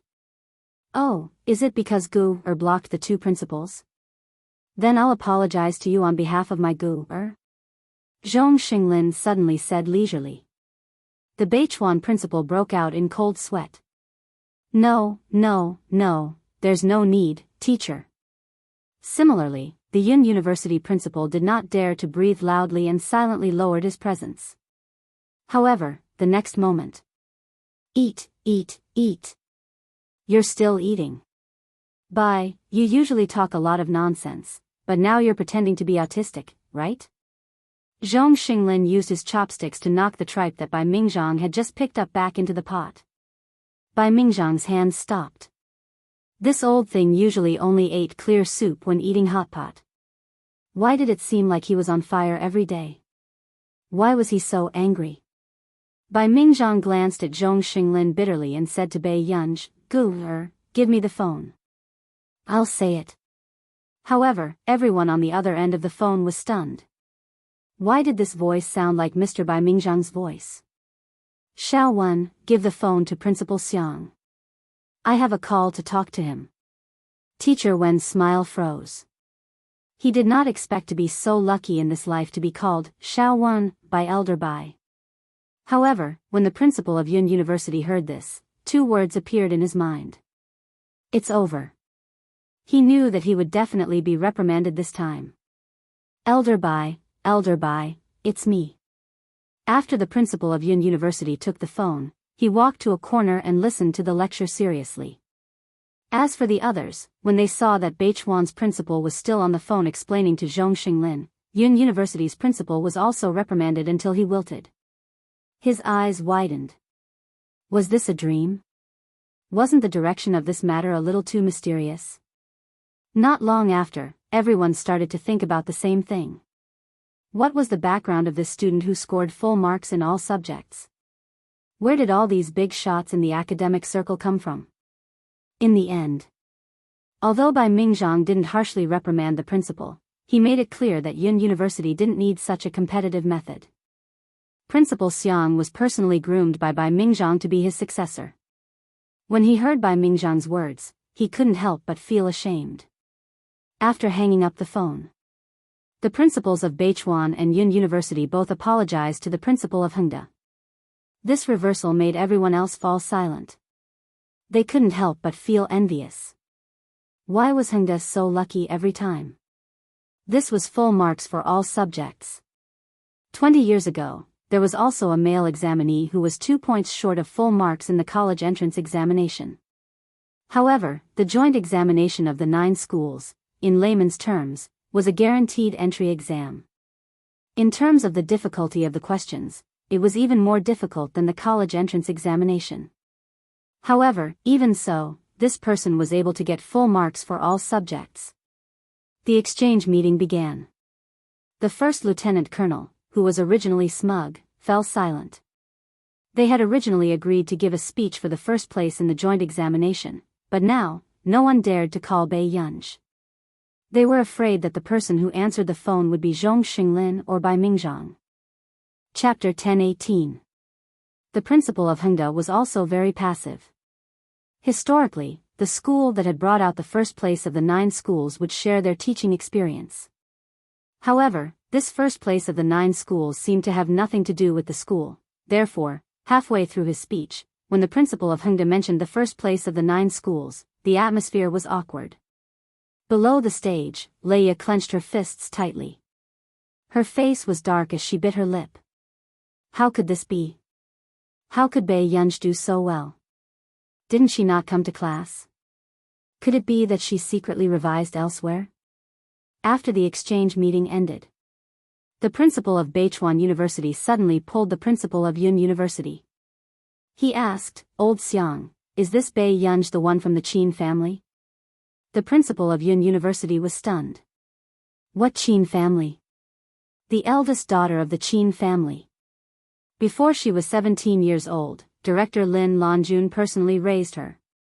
When the principal of Beichuan University mentioned it, the principal of Yun University suddenly remembered that there was such a thing. At that time, Yun University had caused quite a commotion. It's really her, the principal of Yun University widened his eyes.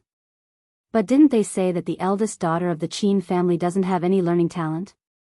If this was called not talented, then others were brainless? How could you not know about Director Lin's daughter? The principal of Beichuan University wanted to strangle him to death. You're still talking about me? Bai Yunj is at the Computing Institute. You used to be Elder Zhong's favorite student. How could you not know anything? The two of them pushed the blame to each other. In the afternoon, after the school went back, they all changed their strategy for the college entrance examination. Instead of fighting for first place, they only fought for second place. There was no hope for this year's college entrance examination top scorer. Not long after, the news that the real first place was a Hengda student spread. First place, full marks for all subjects, directly crushing all the top students of the 9 schools, and the second place was a full 90 points lower than the first place. The people who were originally shouting that the students of Hengda next door were all trash in number 1 high school's Tieba also silently deleted the post. Where the hell did this person pop out from? Full marks for all subjects, was this something a human would do? The next day, Bai Yunj was curled up on the sofa with an open book on her face. On the table was the fruit that Aunt Meow had just cut. Suddenly, her phone rang. What's wrong? Bai Yunj asked lazily after she answered the call.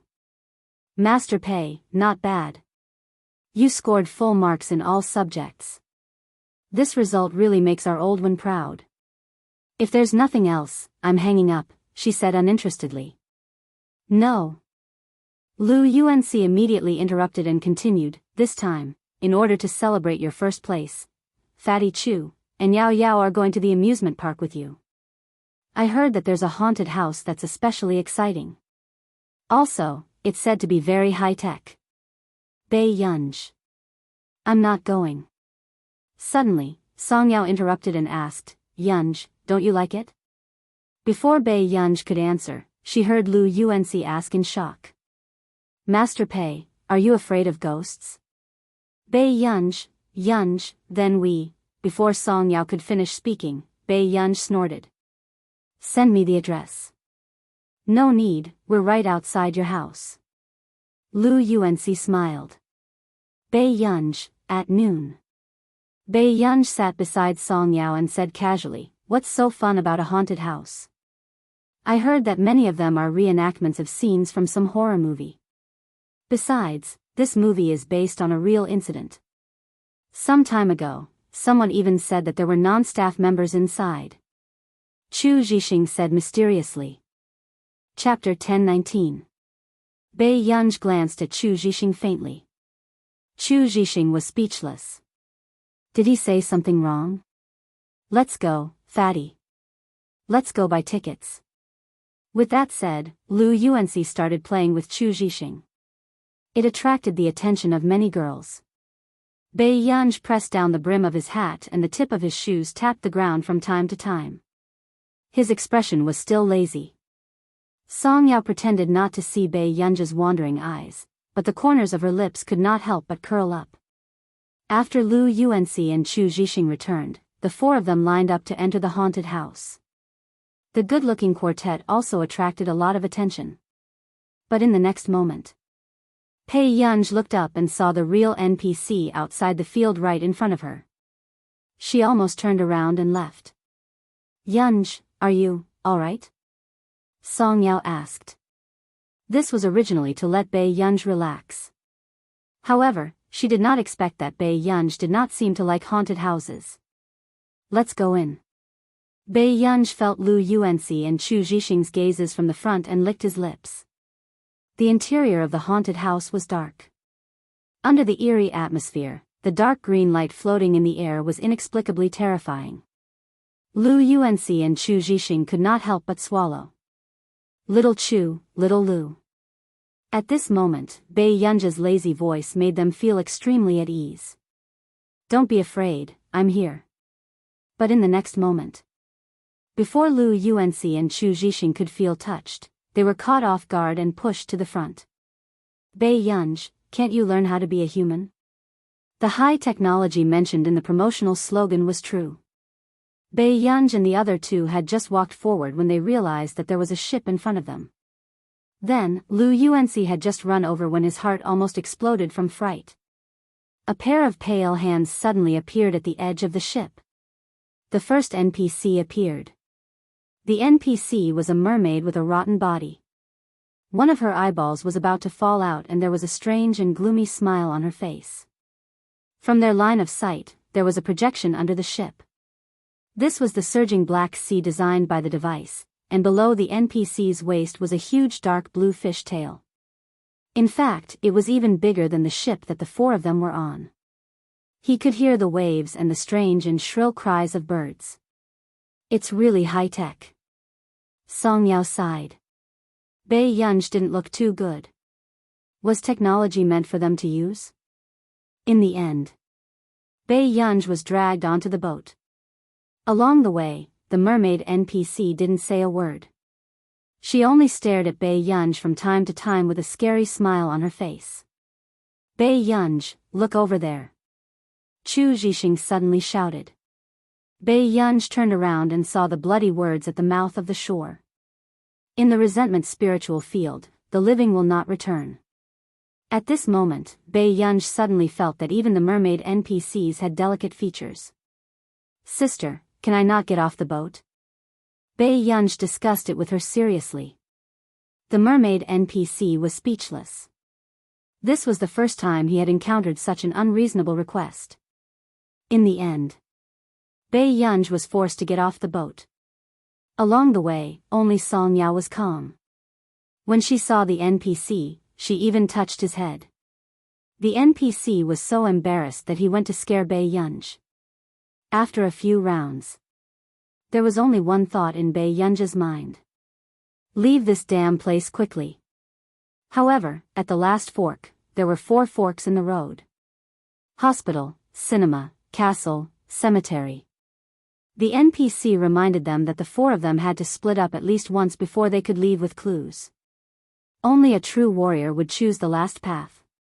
Master Pei, you can choose first. Chu Zhixing looked at Bei Yunj. P.S. Next, Master Pei will perform what it means to be unlucky. The haunted house will start an important plot line. End of this chapter. Chapter 10:20. Bei Yunj looked at Song Yao. Tian, which one do you want to choose? Song Yao frowned and said hesitantly, there might be too many people in the cemetery. Let's go to the hospital. Bei Yunj was speechless. Lu Yuanxi and Chu Zhixing were speechless. This might be the only good young man present who believed in science and opposed superstition. Master Pei, we believe in science. Be brave. Lu Yuanxi stuffed the cemetery into Bai Yunzhe's hands. Bai Yunzhe was speechless. A few minutes later, Chu Zhixing took the castle, and Lu Yuanxi took the cemetery. Lu Yuanxi watched as Bai Yunzhe lazily put the cinema tickets he had snatched from him into his pocket and walked towards the fork in the road. According to Bai Yunzhe's sixth sense, the cinema should be the safest. At most, an NPC would crawl out from behind the projection screen. Or, if the entire cinema was filled with NPCs, it would be quite lively. With this thought in mind, Bai Yunzhe walked in slowly. However, the two NPCs leading the way looked at Bai Yunzhe with a sigh. This young lady is really ruthless to herself. She actually dared to choose the home ground restoration. There were 4 forks in the cinema. Only one of them was the main storyline and the others were all side routes. The restoration of the main storyline scene would carry out the terrifying essence of this cinema. Unfortunately, this was the case. The main storyline was the cinema in Bai Yunzhe's hands. She's really strong. I've been here for 2 months and I don't want to go back to the main storyline scene. This is 2F** King suffocating. At the thought of the cinema, the two NPCs could not help but feel their scalps turn numb. Not long after, Bai Yunzhe, who had pushed open the door of the cinema, also realized that something was wrong. The cinema was dark and empty, but a black and white movie was playing on the large screen. It was like the most realistic documentary. The video was even stuck on the white screen, causing the lights in the cinema to flicker. Bai Yunzhe was speechless. Why was the atmosphere no better than the cemetery? Bai Yunzhe glanced at the clue and saw that she had to watch the movie for 10 minutes, so she could only choose a seat in the middle of the room and sit down. However, not long after, as the plot of the movie changed, the most terrifying scene in the movie appeared. The only grandson of the crazy, disfigured old woman was killed by the villagers on purpose. Every night, she would use her hoarse and unpleasant voice to sing songs to coax the children, but the children in the village were so scared that they didn't dare to sleep. In the end, the villagers couldn't take it anymore and decided to seal the door of the old lady's house and let her fend for herself. He didn't want the little girls in the village to know about this. She couldn't stop the adults, so she could only secretly pry open the old granny's wooden wall at night, hoping to save the old granny. She didn't expect that one day, when the little girl had just knocked out a small hole and was delivering food to the old lady, the old woman didn't take it. Instead, she gave her a cruel smile and suddenly swung the iron hoe at her. A faint trace of blood appeared on the girl's face, and she retreated in fear. Then, she saw with her own eyes that the old woman in front of her had abandoned her, stood on a stool, and hanged herself. She struggled with all her might, and her eyes became bloodshot. Finally, she gave her a strange smile. This scene happened to be directed at Bai Yunzhe. She saw with her own eyes that the old woman stopped breathing. The girl in the movie was so scared that she burst into tears. Bai Yunzhe, who was watching the same scene, turned pale. A memory fragment in her mind overlapped with the scene in front of her, at this moment. A black shadow suddenly appeared on the screen of the movie. Chapter 1021. It was a person struggling with all her might, tugging at the rope around her neck. She was behind Bai Yunzhe. Hanging in front of the projection equipment in the theater, the atmosphere was oppressive, helpless, and desperate. However, at this moment, Bai Yunzhe's eyes were red as she sat stiffly on the chair. In her mind were countless memories that had torn her personality apart. Yunzhe? Song Yao called Bai Yunzhe a few times. It was only when she heard the last word that Bai Yunzhe looked up instinctively. However, this was Song Yao's first time seeing Bai Yunzhe have such a gaze. Emptiness, helplessness, and a trace of cold vigilance and hostility. It was as if she had been abandoned. Song Yao pursed her lips and found that the special effects here were much scarier than what she had seen just now.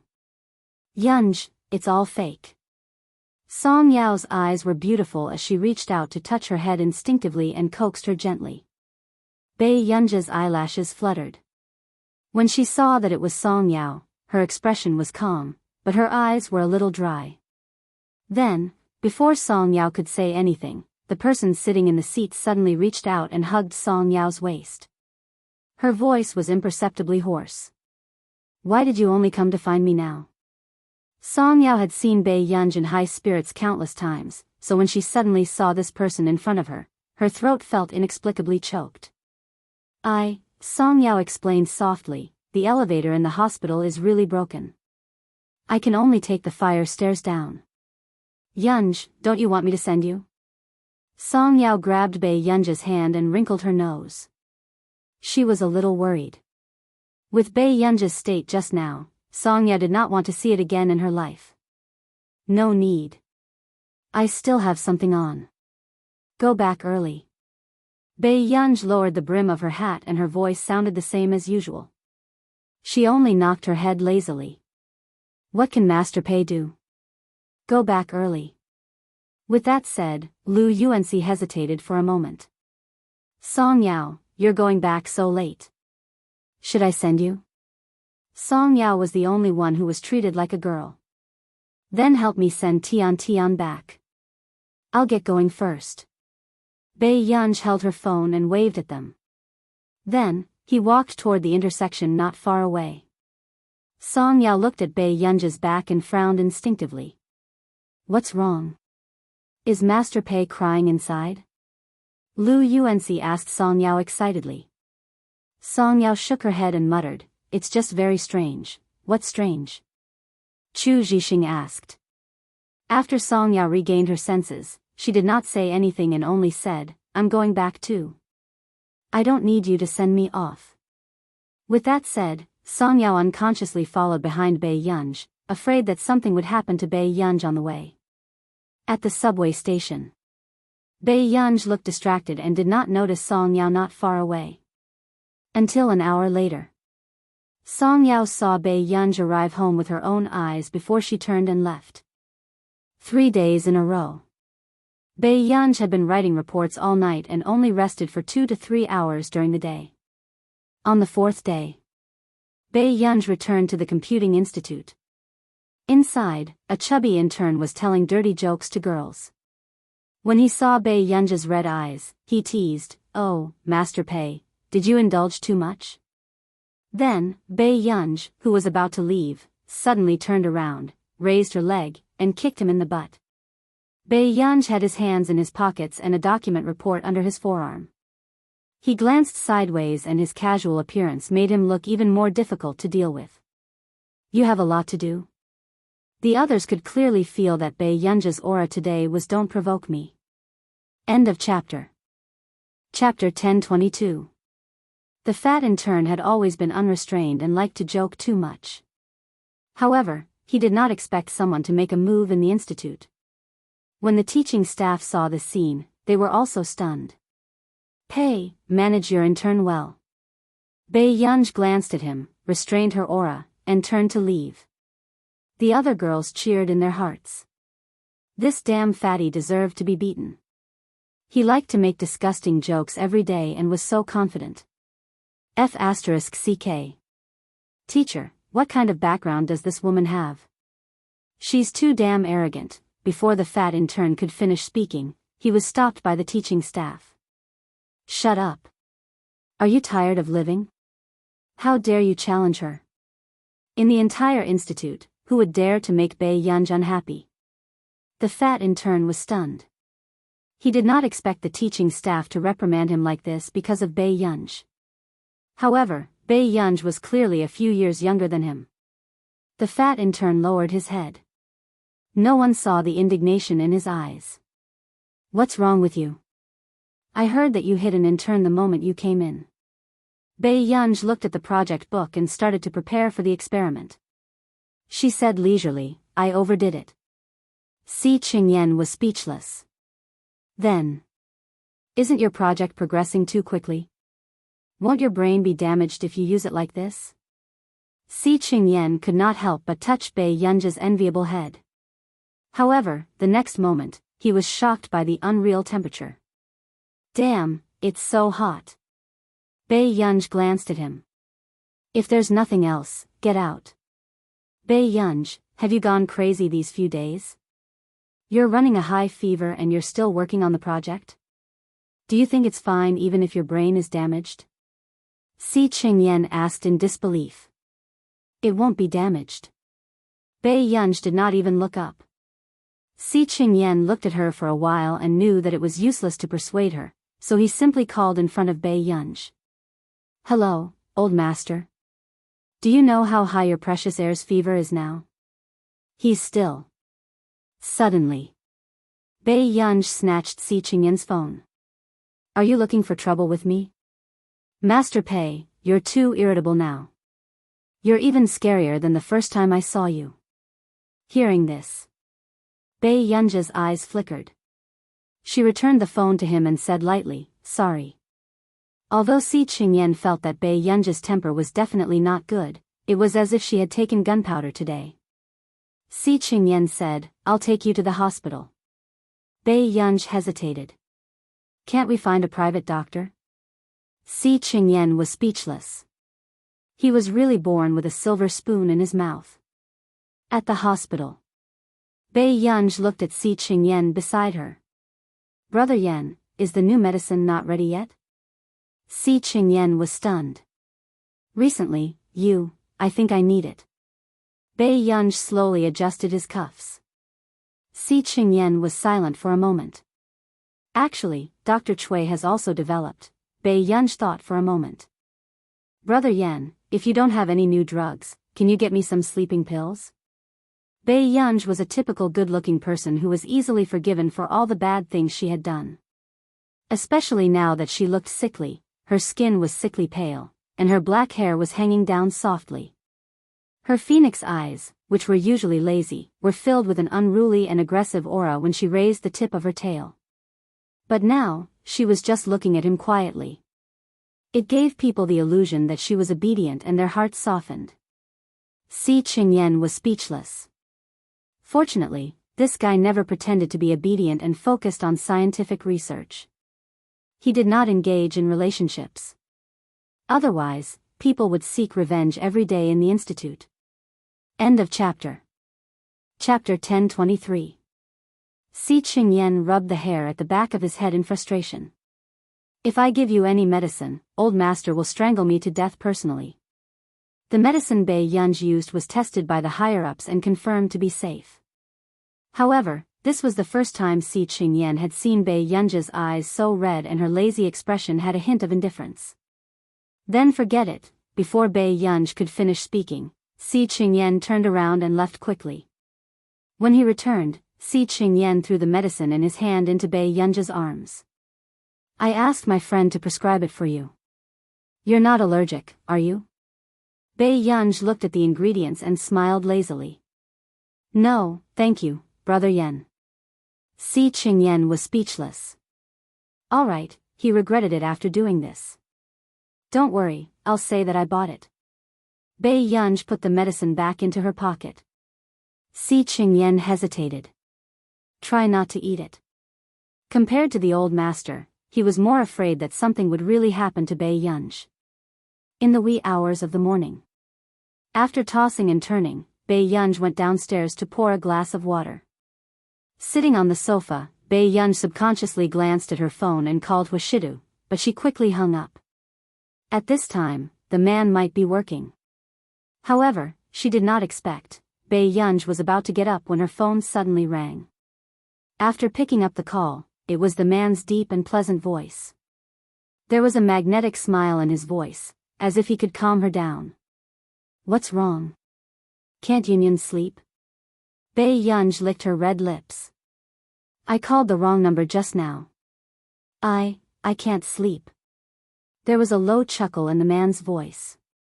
It was hopelessly sexy. In the quiet night, everything seemed gentle and explicit. You even bought a gift for Yunyan. What? Bei Yunj asked instinctively. Unexpectedly, a video call suddenly popped up on her phone. After the call was connected, Bei Yunj looked at the dim light on the screen. The man's well-defined hand suddenly took out a red headband from the side. For some reason, she had a bad feeling. As expected. When Bei Yunj saw it clearly, she realized that it was a pair of elk antlers. Bei Yunj was speechless. What special fetish did this man have? Huashida glanced at Bei Yunj.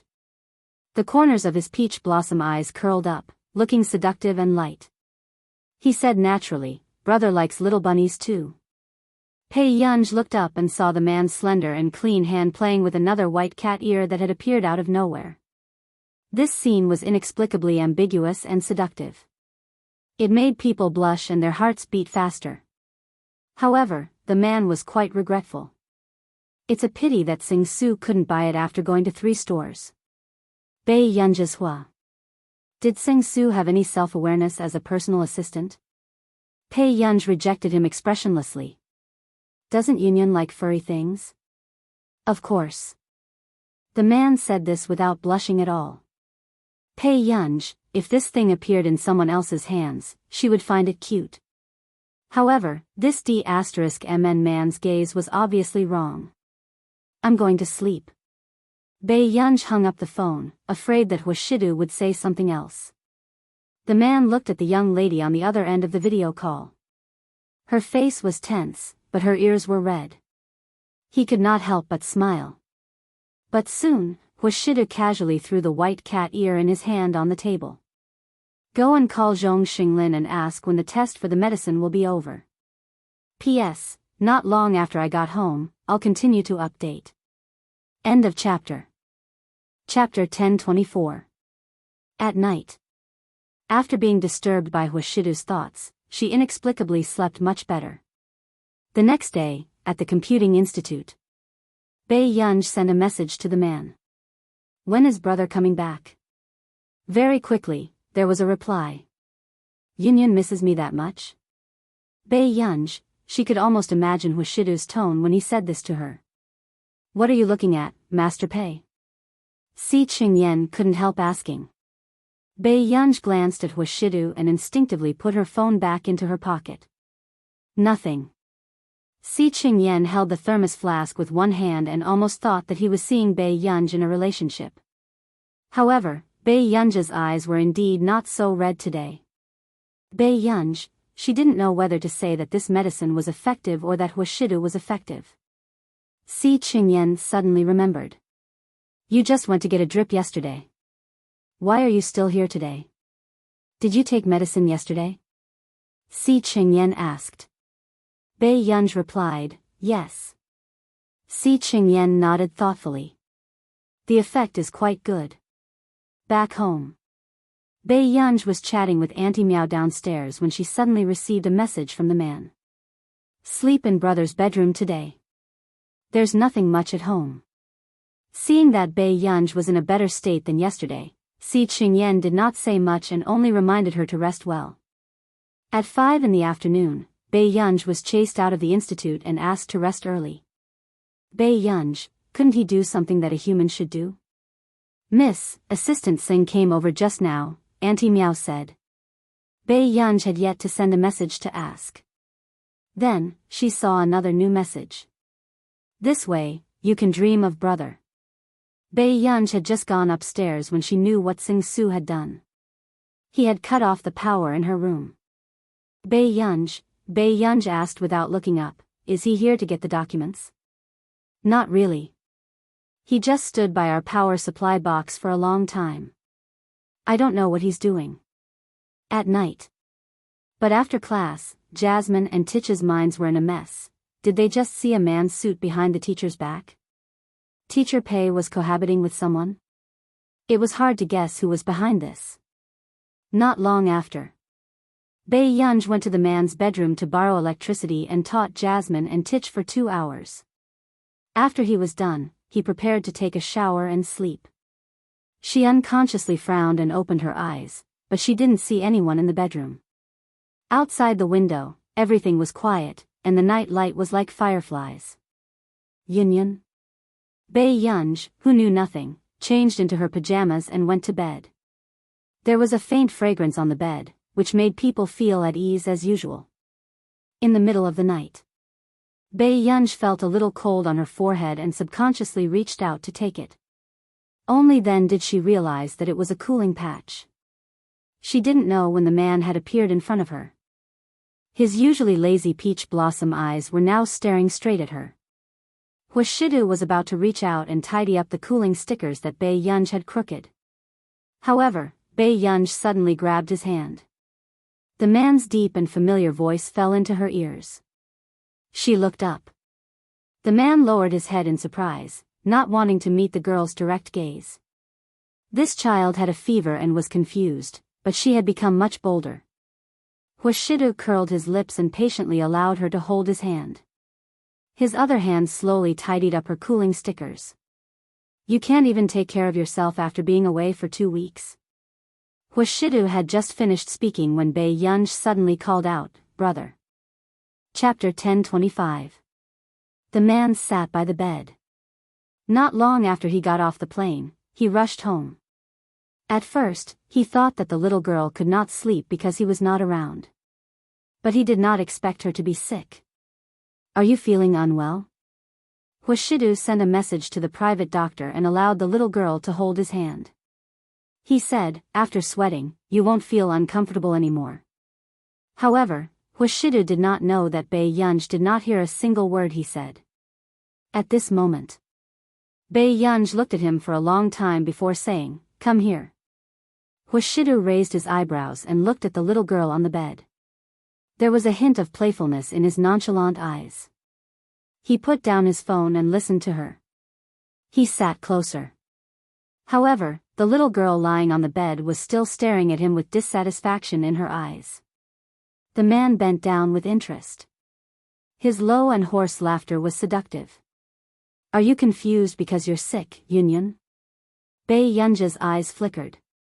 Then, before the man could react, Bei Yunj suddenly reached out and wrapped her slender and fair arms around the man's neck. Huashidu was hooked by this sudden hug and leaned over instinctively. However, he quickly supported himself with one hand on the edge of the bed. He was afraid that he would hurt the culprit. Yunyun? The man's voice was low and hoarse, and his sexy Adam's apple bobbed. But then, Bei Yunj, who had her hands around Huashidu's neck, gradually looked down. She stared at the mole on the man's Adam's apple. Suddenly, the man had yet to speak. Bei Yunj suddenly leaned closer, hooked her arms around the man's neck, and kissed the mole on his Adam's apple. The man also felt a soft and warm layer on his Adam's apple. His body froze, and an unknown evil fire suddenly rose in his lower abdomen. Do I have to take the initiative even in my dreams, brother? Bei Yunj did not notice the darkness in the man's eyes. Her beautiful eyes curved lazily, and she felt that she had completed a major event in her life. She finally kissed the mole on Huashidu's Adam's apple. Although it was a dream, Huashidu was so angry that he laughed. In a dream? Bei Yunj, who was originally a little dizzy, saw Huashidu's dangerous gaze clearly. This dream was a little realistic. What else do you want? The lazy and noble man suddenly laughed and asked her while raising the temperature in the room. Tell me about it. Before Bei Yunj could regain her senses, she saw Huashidu throw the remote control away and suddenly take off his coat and suit jacket. Bei Yunj, she didn't think about that. Bei Yunj watched as the man pulled off his tie with one hand and silently pulled the blanket up. I still want to sleep. Not long after, Bei Yunj was scooped up and leaned against the cushion behind her. They looked up and met each other's eyes. The man's eyes were dark and his magnetic voice was lazy and playful as he asked, Isn't it too much of a loss for you to only kiss me once in your dream, Yunyun? Bei Yunj's gaze fell on the place she had just kissed. Because it was her first time doing it, the kiss ended very quickly. Bei Yunj's heart started to itch again. However, when Bei Yunj looked up at Huashidu again, she quickly dismissed this thought. The man in front of her had a dark gaze. It was dangerous and aggressive, as if he could swallow her at any time. She didn't know why. Bei Yunj's mind was in a mess, but she had a premonition. If she really dared to act recklessly, this person would really punish her on the spot. End of this chapter. Chapter 10:26. Bei Yunj, wasn't this dream too dangerous? Brother, I. Just as Pei Yunji's thoughts were running wild, she suddenly seemed to hear movement at the door. Bei Yunj subconsciously looked at the door. Seeing that the young lady dared to be distracted in front of him, the man who had always been casual licked his itchy teeth. The next moment, Bei Yunj had just turned around when she was suddenly pressed against the cushion. She was surrounded by the man's strong aggressive aura. She looked up and met the man's explicit and burning gaze. This dream was too wild. It was precisely because of this that Bei Yunj did not suspect that this was not a dream. Normally, with the man's usual style, it was impossible for him to do these things to her. Suddenly, Bei Yunj sucked in a breath of cold air. The man bit her neck with a moderate amount of force. It was numb but not painful. However, the atmosphere was so ambiguous that it made her cheeks burn. Don't. Bei Yunj was about to push him away and subconsciously avoided the man's aggressive aggression. However, in the next moment, the man covered the back of her head with one hand and gently stroked her long black hair. In fact, he did not allow her to retreat. The man easily eased her uneasiness, but he also led this dangerous situation that made her blush and her heart race. Outside the door, it was Jiang Baichuan, whom he had met at the private clinic last time. When Huashidu came out again, Jiang Baichuan sized up the man in front of him. He was no different from usual. Where's your family? Jiang Baichuan asked. Huashidu lit a cigarette and casually leaned against the door. Inside. Jiang Baichuan, he remembered that Huashidu's family member was only in high school, right? Huashidu was smoking in front of him.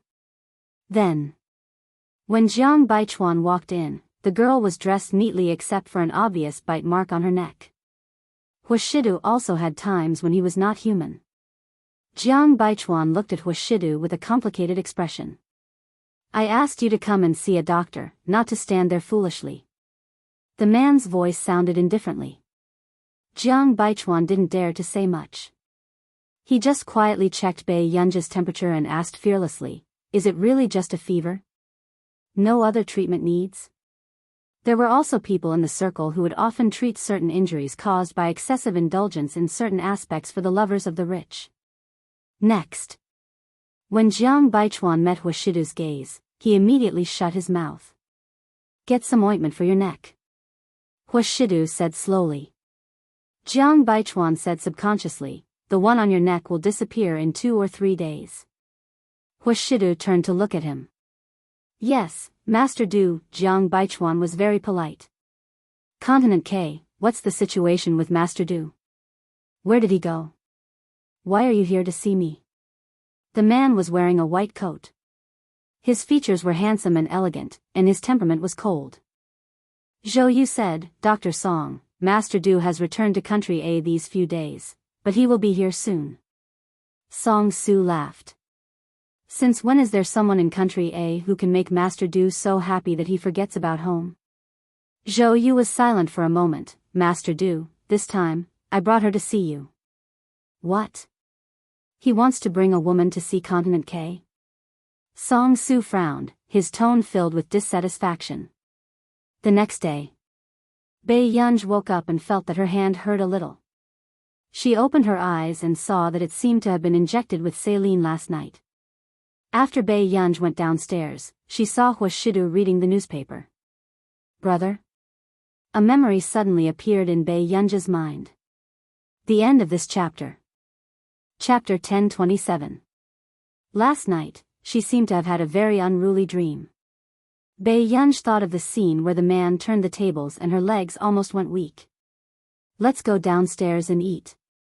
The man's expression was natural, as if nothing had happened.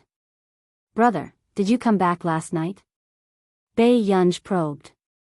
The man sat at the dining table and replied lightly, yes. Such a normal reaction made Bei Yunj feel that what happened last night was just a dream. What's wrong? Huashidu looked up at her. Bei Yunj. Then did you greet me last night? The man's hand that was holding his chopstick stopped and he suddenly smiled. Yin dreamed of me last night?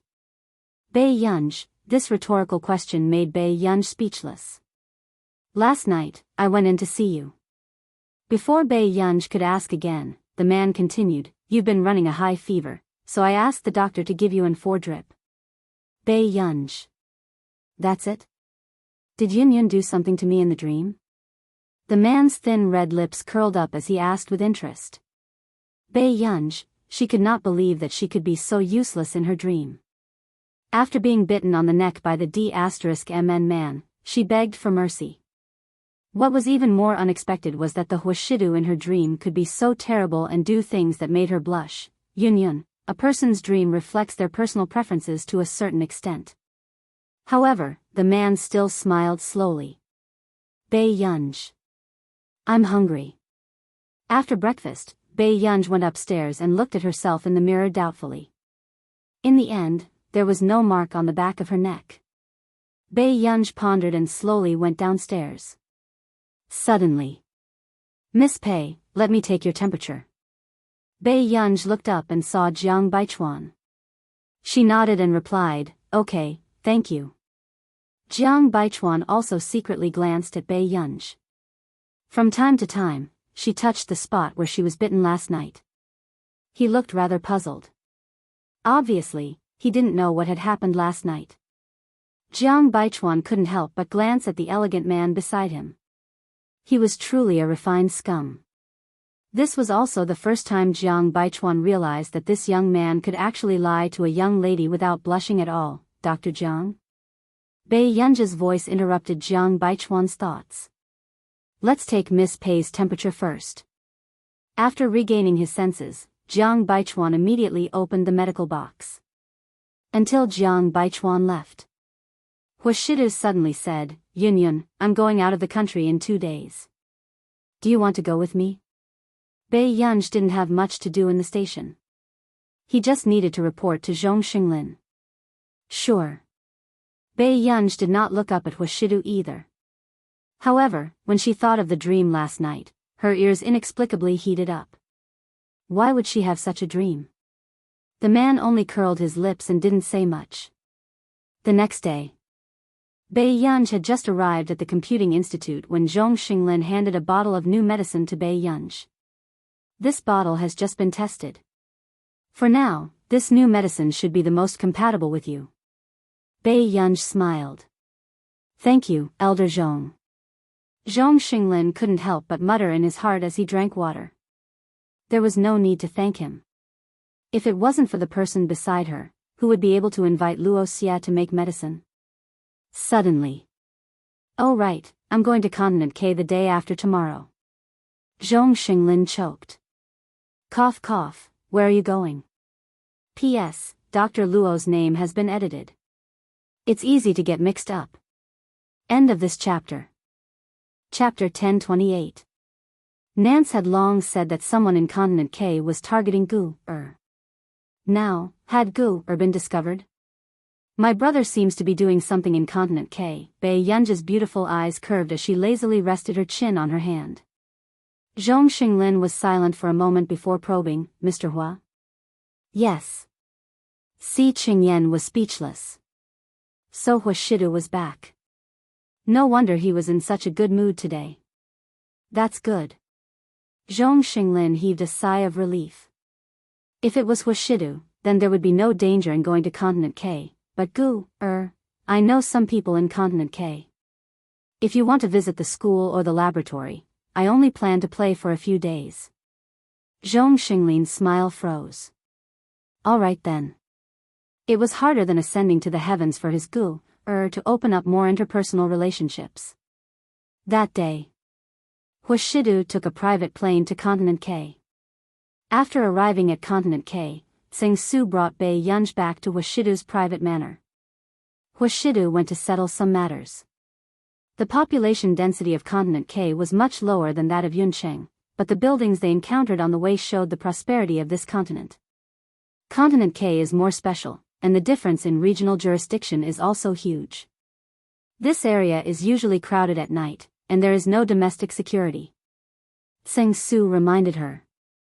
In Tsing Su's opinion, a pampered young lady like Bei Yunj was indeed not suitable to come to a place like Continent K. You must bring bodyguards with you when you go out. Tsing Su could not help but remind her again. Got it.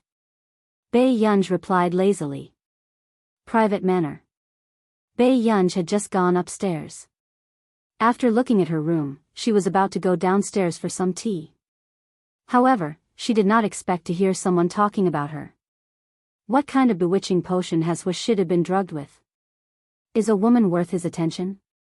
He really brought her to the manor? Bai Yunj pondered. The woman that the person downstairs was talking about should be her. Dr. Luo, Tsing Su hurriedly wanted to stop him. However, Luo Xie sneered. I want to see what kind of fairy he has with him. After saying this, Luo Xie hadn't walked up yet when he suddenly looked up and saw the lazy girl upstairs. Black hair, red dress, snow-white skin, a slender waist, and beautiful eyes that made people not dare to look straight at her. She didn't look like a celestial immortal. Instead, she looked more like a demoness who could bring disaster to countries and people. Are you the woman beside Huashidu? Luo Xie regained his senses and asked in an unfriendly tone. Tsing Su had already figured out Bai Yunj's temper. He didn't dare to watch what was about to happen. As expected, Bai Yunj glanced at him and went downstairs. Assistant sang, I'm going to take a nap later. His meaning was obvious. He wanted Tsing Su to get him out of here. Luo Xie's handsome face was about to change in anger. Wasn't the woman beside Huashidu too arrogant? However, when Tsing Su heard that, he really turned to look at him and said sincerely, Dr. Luo, Master Du will probably be back at night. Why don't you go back first? Miss Pei does have the habit of taking afternoon naps. Luo Xie's expression was about to collapse. He didn't expect even Tsing Su to listen to her so much. She's taking an afternoon nap. Can't I sit here? Luo Xie gave a fake smile. Tsing Su was serious. Miss Pei was sick 2 days ago and needs to rest. What illness? Fever. Luo Xie had studied medicine for so many years, but this was the first time he knew that she needed to rest to reduce a fever. End of chapter. Chapter 1029. Bai Yunj went downstairs to get a plate of fruits. Before she went upstairs, she asked Tsing Su to help her bring the laptop upstairs. Luo Xie looked at this situation. It was obvious that Tsing Su had already treated Bai Yunj as Huashidu's subordinate. Therefore, when Huashidu was not around, Tsing Su only listened to Bai Yunj. Soon, Tsing Su had just sent Bai Yunj's precious laptop upstairs. When he went downstairs, he was stopped by Luo Xie. Assistant Tseng, what is she studying? Luo Xie guessed that Bai Yunj should also be a university student. Oh, my Miss Pei is still a third-year high school student. She just took a leave of absence. Tsing Su smiled nonchalantly. Luo Xie could not believe it. She's still a high school student? Tsing Su immediately explained, afraid that Luo Xie would misunderstand Huashidu. Miss Pei is already an adult. She just repeated a grade previously. She still dares to take a leave of absence after repeating a grade? Luo Xie sneered, his eyes full of disdain. He had already treated Bai Yunj as a scheming woman who wanted to cling on to Huashidu. Don't you think that this woman is very scheming? Luo Xie still wanted to remind Tsing Su. However, he did not expect Tsing Su to nod desperately in agreement and anger. I have indeed never seen a woman more terrifying than Miss Pei. It was only because he had secretly reported to Master Du in the district last time. Miss Pei had held a grudge for half a month.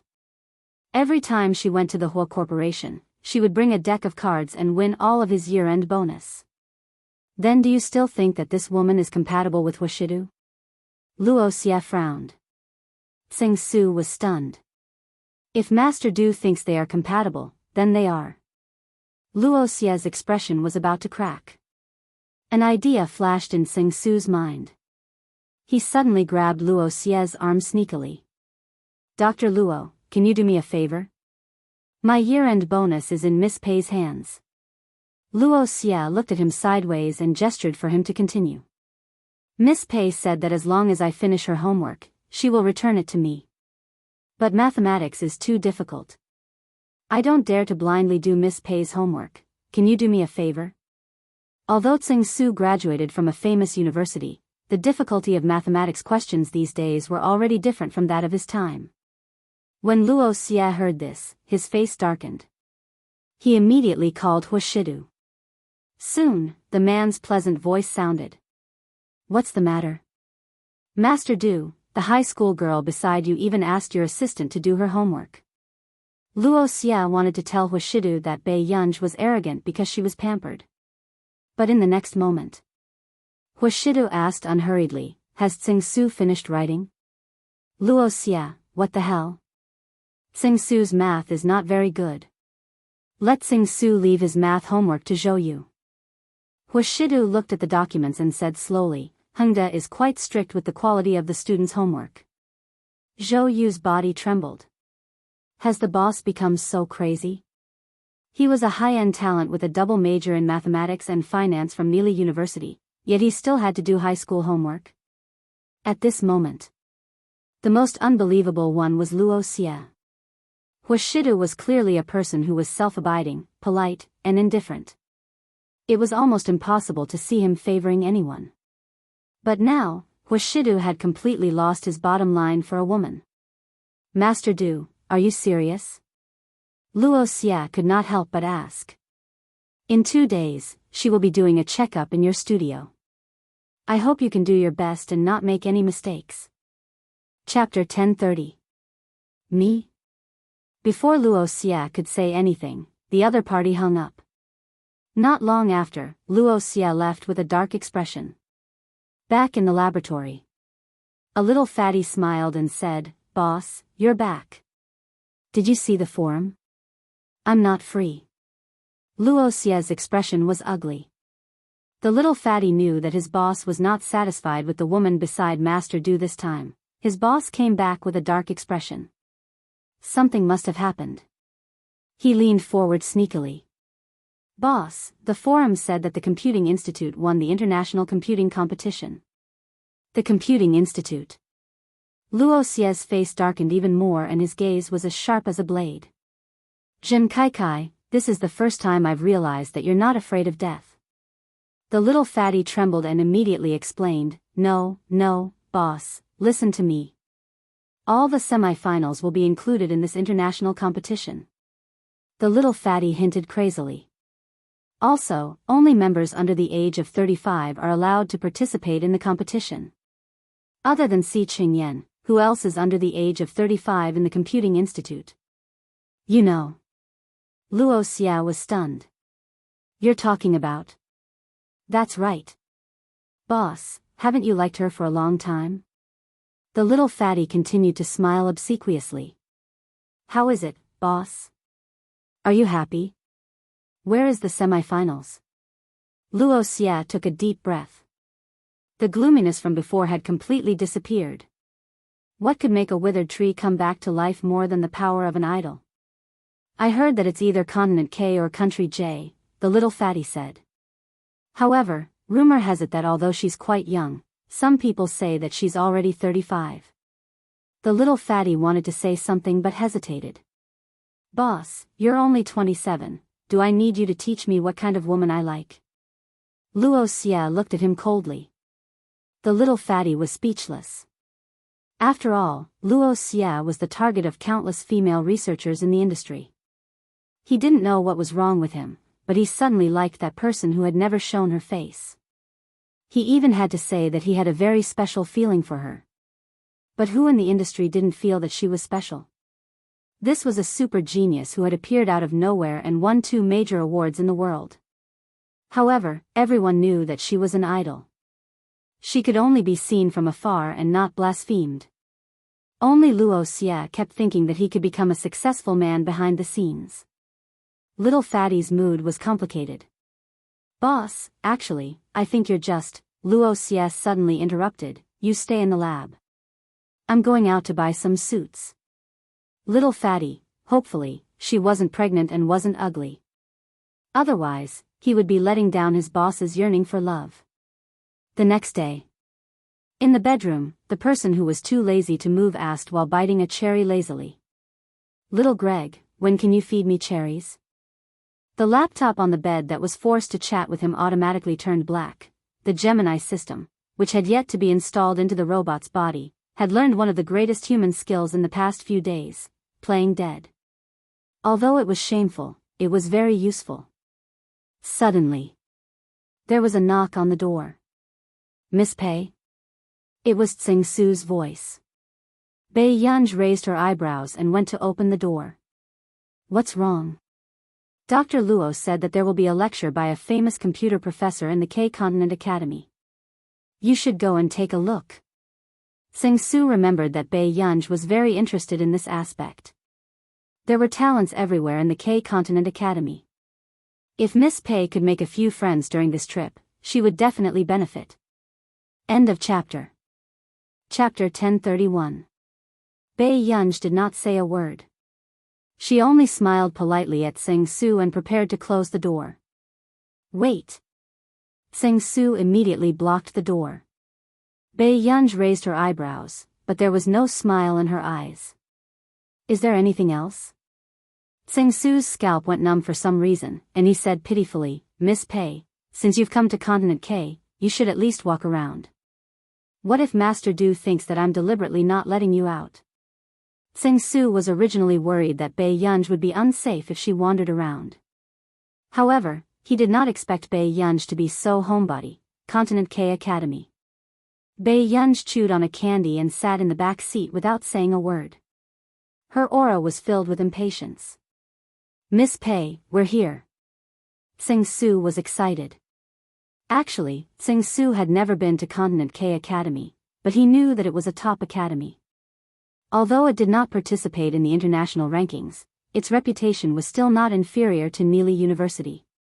Tsing Su had wanted to go to K University in the past, but unfortunately, K University was very strict with its students. "Miss Pei, aren't you excited? This is a top academy." Tsing Su chattered along the way. Bei Yunj answered perfunctorily. However, she did not expect someone to suddenly call her on the way. "Miss Pei?" Bei Yunj turned around and recognized Luo Xie. "Dr. Luo, long time no see." Bei Yunj glanced at him and left after politely brushing him off. Tsing Su was stunned by this scene. Miss Pei really didn't play by the rules as usual. She was so cold and perfunctory that no one could find fault with her. Luo Xie's face darkened as he blocked Bei Yunj. "Miss Pei's way of greeting is really special." "Where are you going?" Tsing Su immediately said, "I'm taking Miss Pei to a computer lecture." "Computer lecture?" Suddenly, a female voice sounded. It was the woman standing beside Luo Xie. "That should be my lecture, right?" Lai Yunqing smiled. Lai Yunqing was 28 years old, the youngest associate professor in Continent K, and also the deputy director of the 10,000 Computing Institute. "Are you Professor Lai?" Tsing Su was also very surprised that Lai Yunqing would be so young and beautiful. He was a bit incoherent. You are really young and beautiful, and also very powerful." Bei Yunj glanced at Tsing Su and knew that she wouldn't be able to leave anytime soon. Lai Yunqing glanced at Bei Yunj and smiled gracefully. "It seems that this gentleman is more interested in my studies than this lady. Our miss is still young, so we're just bringing her here for a tour." Tsing Su nodded his head like he was pecking at rice. He looked at Lai Yunqing as if he was looking at his idol. Lai Yunqing raised her eyebrows and said thoughtfully, "Yes, but I've already finished college when I was 20. Tsing Su didn't notice anything wrong and just chatted with Lai Yunqing. Luo Xie looked at Bei Yunj and suddenly asked, "Since Miss Pei is interested in computers, why don't you sit in on the class at K Continent Academy?" Tsing Su looked like a parent from Bei Yunj. His eyes lit up as he asked excitedly, "Really?" Bei Yunj was speechless. "This." Lai Yunqing's smile froze. She looked at Luo Xie, not understanding what he meant. Luo Xie glanced at Lai Yunqing. He didn't intend to tell Lai Yunqing that Bei Yunj was brought here by Huashidu. In Continent K and Country R, Huashidu usually only brought Zhou Yu with him, so no one recognized Tsing Su. Luo Xie seemed to have thought of something and chuckled. "Consider it as giving me face." End of chapter. Chapter 1032. Lai Yinqing's eyes flashed and she regained her smile. Since you say so, I can only agree. Her tone was relaxed. However, if Miss Pei performs well, I can also write a recommendation letter for you. In the future, better universities will still give me some face. Hearing this, Bei Yunj glanced at Lai Yunqing leisurely. Her beautiful eyes seemed to be able to see through all her thoughts. Bei Yunj sneered indifferently. Sing Su was speechless. It was not harmful, but it was extremely insulting. Indeed. Bei Yunj did not say a word, but Lai Yunqing's expression did not look too good. Assistant Seng, my patience is limited. Bei Yunj turned to look at Sing Su. There was a hint of coldness in her beautiful eyes. Sing Su was speechless. Looking at this scene, Luo Xie did not expect Sing Su to be afraid of Bei Yunj. Miss Pei, people can't rely on others all their lives. Isn't it a good thing to work hard for yourself? Luo Xie asked in an unpleasant tone. He did not understand why Huashidu would fall for such a woman. Dr. Luo. Bei Yunj smiled lazily. Her tone was gentle, but her bright eyes were wild and arrogant. I'm not working hard. I'm leaving some space for others to show off. These words made Luo Xie's handsome face sink. He did not understand why Bei Yunj dared to say such things. Lai Yinqing glanced at Luo Xie and smiled. Is that so? It seems that Miss Pei must have some outstanding points. Why don't you show it to everyone? Hearing this, Bei Yunj looked at Lai Yinqing with interest. Only animals in heat will constantly show off their advantages. Sing Su was speechless. Luo Xie was speechless. Lai Yinqing's face turned green. Fortunately, not long after, someone urged Lai Yunqing to attend the lecture. In the end, they could only leave on bad terms. At the lecture, in the last row, Sing Su also understood this matter. It was not practical for Bei Yunj to make friends, but it was much easier to make enemies. Miss Pei, do you have any friends? Sing Su asked tentatively. Lai Yunqing was such a mature and gentle woman, and she was also a super god. She had enthusiastically said that she wanted to write a recommendation letter for Bei Yunj, but Bei Yunj was unmoved. Bei Yunj's hand froze in the middle of writing the report. However, just as Bei Yunj looked up and was about to speak, Lai Yunqing suddenly said from the stage. This time, I see that many of you have brought a computer. Let me teach you a little trick to warm up. Lai Yunqing looked at everyone and smiled. Everyone should be interested in deciphering the computer, right? When the students below the stage heard this, they began to discuss excitedly. Professor Lai, is it difficult to decipher a computer? Generally, those with strong computer skills would be able to decipher computers. However, the students in the audience were all freshmen, so it was inevitable that they were curious. It's not that difficult. Lai Yunqing smiled gently. Currently, the best computer defense system is a new product developed by the Higgins Group. Last month, I went to their research team to observe. They are indeed very impressive. The students below the stage started to jeer. Then the professor will definitely be able to crack it. As long as it is a system made by humans, it is not invulnerable. Lai Yunqing said confidently. Then, she raised her voice and asked, then, which student is willing to lend me a computer so that I can give everyone a demonstration? The female student in the last row? Everyone turned their heads and their eyes fell on Bei Yunj. P.S. Continue tonight. Thank you for your monthly tickets. End of chapter. Chapter 1033. Bei Yunj saved the report and looked at her unhurriedly.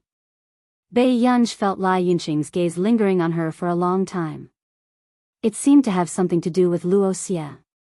Don't worry, I won't destroy your computer. I'm just giving everyone a demonstration. Lai Yunqing smiled and said, if it's damaged, I'll pay you 3 times the amount. You don't mind, right? Everyone looked at Professor Lai with eyes full of admiration. After all, she was an associate professor at Continent K's academy at the age of 28. Sing-Su's expression froze when he heard this. Bai Yunj wasn't a kind person. How could she be expected to do good deeds?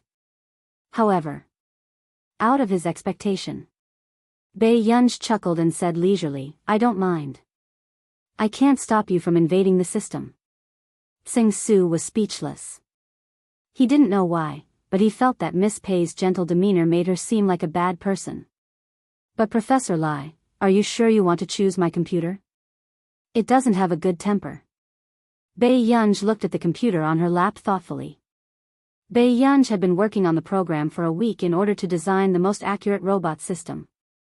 Although she had experience with the basic program in her previous life, Bai Yunj had been improving the system from time to time in order to achieve a high level of precision. Sing-Su felt that Bai Yunj's words were a little strange, but he couldn't tell why. Lai Yunqing thought that Bai Yunj was deliberately mystifying things and smiled. "Since you don't mind, Miss Pei can bring it up." Bai Yunj let Sing-Su bring her to the stage. Sing-Su was well versed in the ways of the world. In order to prevent unnecessary accidents, Sing-Su stayed by Bai Yunj's computer. This was Miss Pei's computer. If anything went wrong, Sing-Su was afraid that Bai Yunj would smash the entire lecture hall. At this moment, Bai Yunj was sitting in the last row. She was bored to death as she scrolled through the group chat of the Research Institute. She saw a few research institutes gossiping. They said that Continent K's computer scientists were gathering. Something might have happened. Bai Yunj glanced at it and continued to read the documents. On the stage, Lai Yunqing saw Luo Xie in the first row and his gaze swept across the last row. His gaze sank. She didn't know why, but she had a feeling that Luo Xie's attitude towards Bai Yunj was a little strange. As a result, she was targeting a junior for no reason. If it was in the past, she would also laugh at her own behavior. But now, she couldn't wait any longer. Lai Yunqing's eyes flashed, then she switched the projection screen to her computer. He wanted to show everyone how he operated it. However, when Lai Yunqing saw the HG logo on Bai Yunj's computer, she frowned. Higgins? However, she remembered that Higgins' latest product didn't include this computer. Even the top-notch configuration sold in auctions was not of this design. A hint of mockery appeared in Lai Yunqing's eyes. "Students, the computer's system configuration is different, so the difficulty of our hacking will also be different. For example, it would take an expert hacker more than 7 hours to hack into a top-notch computer product of a large enterprise. As for the average random brand, it can be dealt with in 10 minutes. Lai Yunqing started to operate the computer and smiled elegantly. With the configuration of this student's computer, it can be hacked in about 10 minutes. She was saying that Bai Yunj's computer was a random brand. End of chapter. Chapter 1034. When Lai Yunqing said this, she did not notice that the red light on the computer beside her had flashed twice. Sing-Su heaved a sigh of relief when he saw that Bai Yunj, who was in the last row, did not seem angry. But then, after Lai Yunqing invaded for a few minutes, the confident smile on her face froze. What was going on? She could have succeeded just now. Why couldn't she attack? Lai Yunqing's expression did not change, but her hands sped up. Everyone could see the code appearing crazily on the screen. However, 10 minutes had passed, and Professor Lai still had not attacked this inferior computer. Suddenly, everyone heard the crisp sound of a mechanical system. Undesirable intrusion detected. Please activate the following mode, at the same time. Not far away, a few options popped up on Bai Yunj's cell phone. A. Automatic lock, tracking mode. B. Anti-intrusion mode. C. Automatic alarm mode. D. Automatic processing mode. Bai Yunj casually clicked A. Then, under everyone's horrified gazes, little G's mechanical voice continued to enter their ears. Okay, automatic processing mode has been selected. Bai Yunj, who had stopped reading the documents, did not understand little G's rebellion. Soon, Bai Yunj suddenly remembered that back then, Si Qingyan had complained that this system was not enough for Bei Yunj and had taken the initiative to help personalize the system. But now, Bei Yunj had a strong feeling, although the robot system had a mandatory ban that could stop all system orders. However, once such a ban was issued, the system would return to its factory settings. In other words, everything would be reset. Bei Yunj thought about it and only planned to watch the show. At the same time, she wanted to understand what Si Qingyan thought of her. The others did not expect to see an artificial intelligence and a computer science professor fight today. Just as Bei Yunj's order was issued, everyone suddenly saw Bei Yunj's computer screen light up and a series of codes appeared.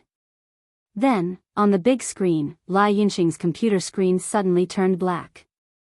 Lai Yinxing's expression changed. What? Her computer had been counterlocked? The students below the stage pointed and discussed. They could not believe that this inferior computer could lock Lai Yinxing's computer without anyone controlling it. However, the lecture was still going on. Lai Yinxing had no choice but to calm down. She bit her lip, looked at Luo Xia below the stage, and continued to control of the computer. A few minutes later, Lai Yinxing's computer suddenly returned to normal. Lai Yinxing heaved a sigh of relief and prepared for the next round of hacking to save face. When Luo Xia saw this scene, he could not help but turn to look at the last row. He only saw Bei Yunj watching with interest, as if she was not worried at all. Just as expected. Suddenly, when the students and professors in the audience saw what happened next, they were so shocked that they were boiling with excitement. Following Lai Yinxing's computer screen, lines of text appeared on the big screen, revealing little Greg's strong resentment. You're the inferior's computer. Your whole family is made of inferior computers. Everyone. This computer must have become a spirit. Bei Yunj, she shouldn't have installed those 27 miniature pinhole cameras. Soon. Lai Yinxing, whose face was pale, received a series of bullying warnings from little G. Is your system very powerful? Everyone, ? Soon. Lai Yinxing's computer suddenly turned blue. End of chapter. Chapter 1035. Is your CPU very powerful? As soon as little G's mechanical voice fell, everyone saw that Lai Yinxing's computer had completely collapsed. Everyone was dumbfounded. Is your heat dissipation very good? Then, everyone saw that the code on the computer that no one was controlling was flying faster. Soon, Lai Yinxing's computer started to smoke and the entire computer was paralyzed. Lai Yinxing's face was ashen. She could only stand rooted to the ground, not knowing what to do with the artificial intelligence's counterattack. Bei Yunj, fortunately, the system had not been installed in the robot. Otherwise, Bei Yunj did not doubt that this little thing would take a hammer and smash Lai Yinxing's computer. However, then, little G's behavior was still very erratic. It was unknown which of the 27 cameras was recording Lai Yinxing's dark face. Suddenly, Lai Yinxing's face appeared on the projection screen. Little G's crisp and tender mechanical voice sounded as expected. Excuse me, do you think you're very strong? As soon as she finished speaking, there were a few professors and students with laptops in their hands. Their laptops were coldly turned on the sound effects. The same mechanical voice sounded one after another. Excuse me, do you think you're very strong? Excuse me, do you think you're very strong? At first, it was only the laptops on the field, but then it was the phones in everyone's pockets. It was still not very harmful, but it was extremely humiliating. Lai Yinxing's face was as black as the bottom of a pot, and her entire body was trembling. The others felt their scalps go numb. This artificial intelligence had become a demon. Tsing Su was also terrified. He instinctively stayed away from this computer that had become a demon. Miss Pei was not to be trifled with, and neither was Miss Pei's computer. Bei Yunj felt that something was wrong. Her eyebrows twitched, and she stood up in time to walk to the podium. Little G, stop the command. As soon as Bei Yunj's voice was recognized, little G suddenly became obedient. Roger that, master. Moi, master, Bei Yunj. What did Si Qingyan mean by this setting? At this moment, everyone else's computers and phones returned to normal, as if it was just a dream. However, everyone broke out in a cold sweat. They knew that the scene just now was real. Bei Yunj turned to look at Lai Yinqing's broken computer and raised her eyebrows. I'm sorry. I told you that it has a bad temper. I'll pay you back 3 times the price. Everyone, this was indeed the first time they had encountered a bad-tempered computer. Wasn't this computer too awesome? Just one word of inferior brand and the computer crashed on the spot. What kind of computer is this? Lai Yinqing didn't look too good, but she still asked expressionlessly. One could faintly hear the unwillingness in his voice. Professor Lai doesn't understand AI either? Bei Yunj asked with interest. Artificial intelligence? Lai Yinqing's tone was filled with disbelief. She had never thought that AI would have developed to this extent. Assistant Tseng, the lecture is almost over. Bei Yunj glanced at his watch and said to Tseng Su. When Tseng Su heard this, he walked over to Bei Yunj's computer and touched it tentatively. He didn't dare to hug it. Miss Pei, is it in a good mood now? Bei Yunj, after leaving. The people in the lecture hall were in an uproar. It's amazing. That computer is too cool. Even Professor Lai can't handle it. Is artificial intelligence so powerful? Then one day, will these things really replace us? P.S. Si Qingyan said that little G was modified according to Master Pei's personality. Does little G's attitude towards Master Pei look like Master Pei's attitude towards everyone? Think carefully. She scrolled through the comments and saw someone saying that Master Pei was not doing her job.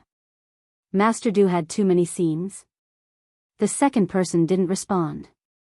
I think it's all right. If they felt that Master Du had too many scenes, they could skip it or give up on the article. Firstly, Master Pei had been doing her research.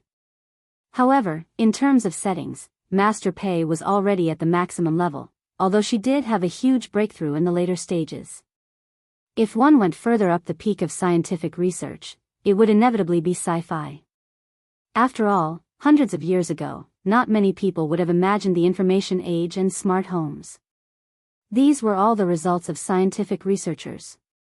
Hence, in the later stages, Master Pei's research career would involve some sci-fi elements, but not much. End of chapter. Chapter 1036. That's impossible. Why is it impossible? Look, even Professor Lai lost to this computer. Many students were talking about it, making Lai Yinqing's face turn pale. On the way. Tseng Su sighed. Miss Pei, your computer is so similar to your temper. Bei Yunj was speechless, suddenly. Bei Yunj was about to get into the car when Tseng Su carefully held the computer in his arms and a mechanical voice sounded. Bad intrusion detected. Target intercepted. Bei Yunj's eyes flickered. If it was a normal intrusion, little G would ask her how to deal with it. Only when it was a dangerous intrusion would little G automatically intercept the intrusion. Tseng Su was so frightened by little G's sudden voice that his hands almost trembled. Bei Yunj's voice was cold. Find out the reason. As soon as she finished speaking, Bei Yunj placed the laptop on the short table in the car. Soon, she saw the data that little G had analyzed automatically. Successfully tracked the IP address data. The range is Enchanting Castle. The intruder is an intruder. There are 7 intruders from the same organization. The area Bei Yunj was in was Enchanting Castle. It was a place where top research universities gathered. The organization behind the attack on such an area probably had an ulterior motive. Miss Pei, what's going on? Tseng Su was stunned. He had a feeling that Miss Pei was more powerful than he had imagined. Where's Luo Xie? Call Luo Xie or Lai Yinqing over. After Bei Yunj finished speaking, Tseng Su hurriedly ran off to call them. At this moment, Bei Yunj called Zhong Xinglin. Hello, Gu. How's Continent K? Are you having fun? Zhong Xinglin asked with a smile. Old master, someone is infiltrating Enchanting Castle in Continent K. Has the Academy of Continent K done any major research recently? Zhong Xinglin's smile froze when he heard Bei Yunji's question. What? How did you know? I was wandering around the Academy of Continent K and they targeted me. Bei Yunji said slowly. She had seen similar things in her previous life. Most people might find it unbelievable, but Bei Yunji knew very well that every major research by researchers would attract attention and danger from all over the world. Zhong Xinglin did not expect Bei Yunji to be involved in such a thing. He massaged the space between his eyebrows. I heard that the investigation in Continent K has been very strict recently. It seems like something is going to happen. They're still gathering top computational technology researchers to prepare for a meeting. Nothing in the industry could be hidden from them, who had been in the industry for decades. It was just that there were some things that everyone was used to turning a blind eye to for peace and quiet. You're not planning to interfere in this matter, are you? Zhong Xinglin was somewhat worried. Old Master, if their major research is about genetic data, microbial experiments, and so on. Are you really going to let me go? Bei Yunji asked with great interest. Zhong Xinglin was speechless. Bei Yunji seemed to be an indifferent person, but ever since Meng Liang held her hand and entered the laboratory in her previous life, Bei Yunji understood the responsibility of a researcher better than anyone else. Most of the panic in the world came from battles. And the most fatal battle of all mankind might just be a single genetic data leak, not long after. Zhong Xinglin called and confirmed that a professor in the Academy of Continent K had made a major breakthrough in genetics. Bei Yunji's eyes darkened. She closed the car door and typed on the keyboard. End of chapter. You're tuning into the Dreamy Chapters YouTube channel. We're so grateful for your support and don't forget to subscribe to join us on this incredible journey through captivating stories. Your generosity through donations truly makes a world of difference, as it's the primary source of revenue that allows me to expand and enhance this channel for you. Thank you from the bottom of my heart for being a part of this adventure.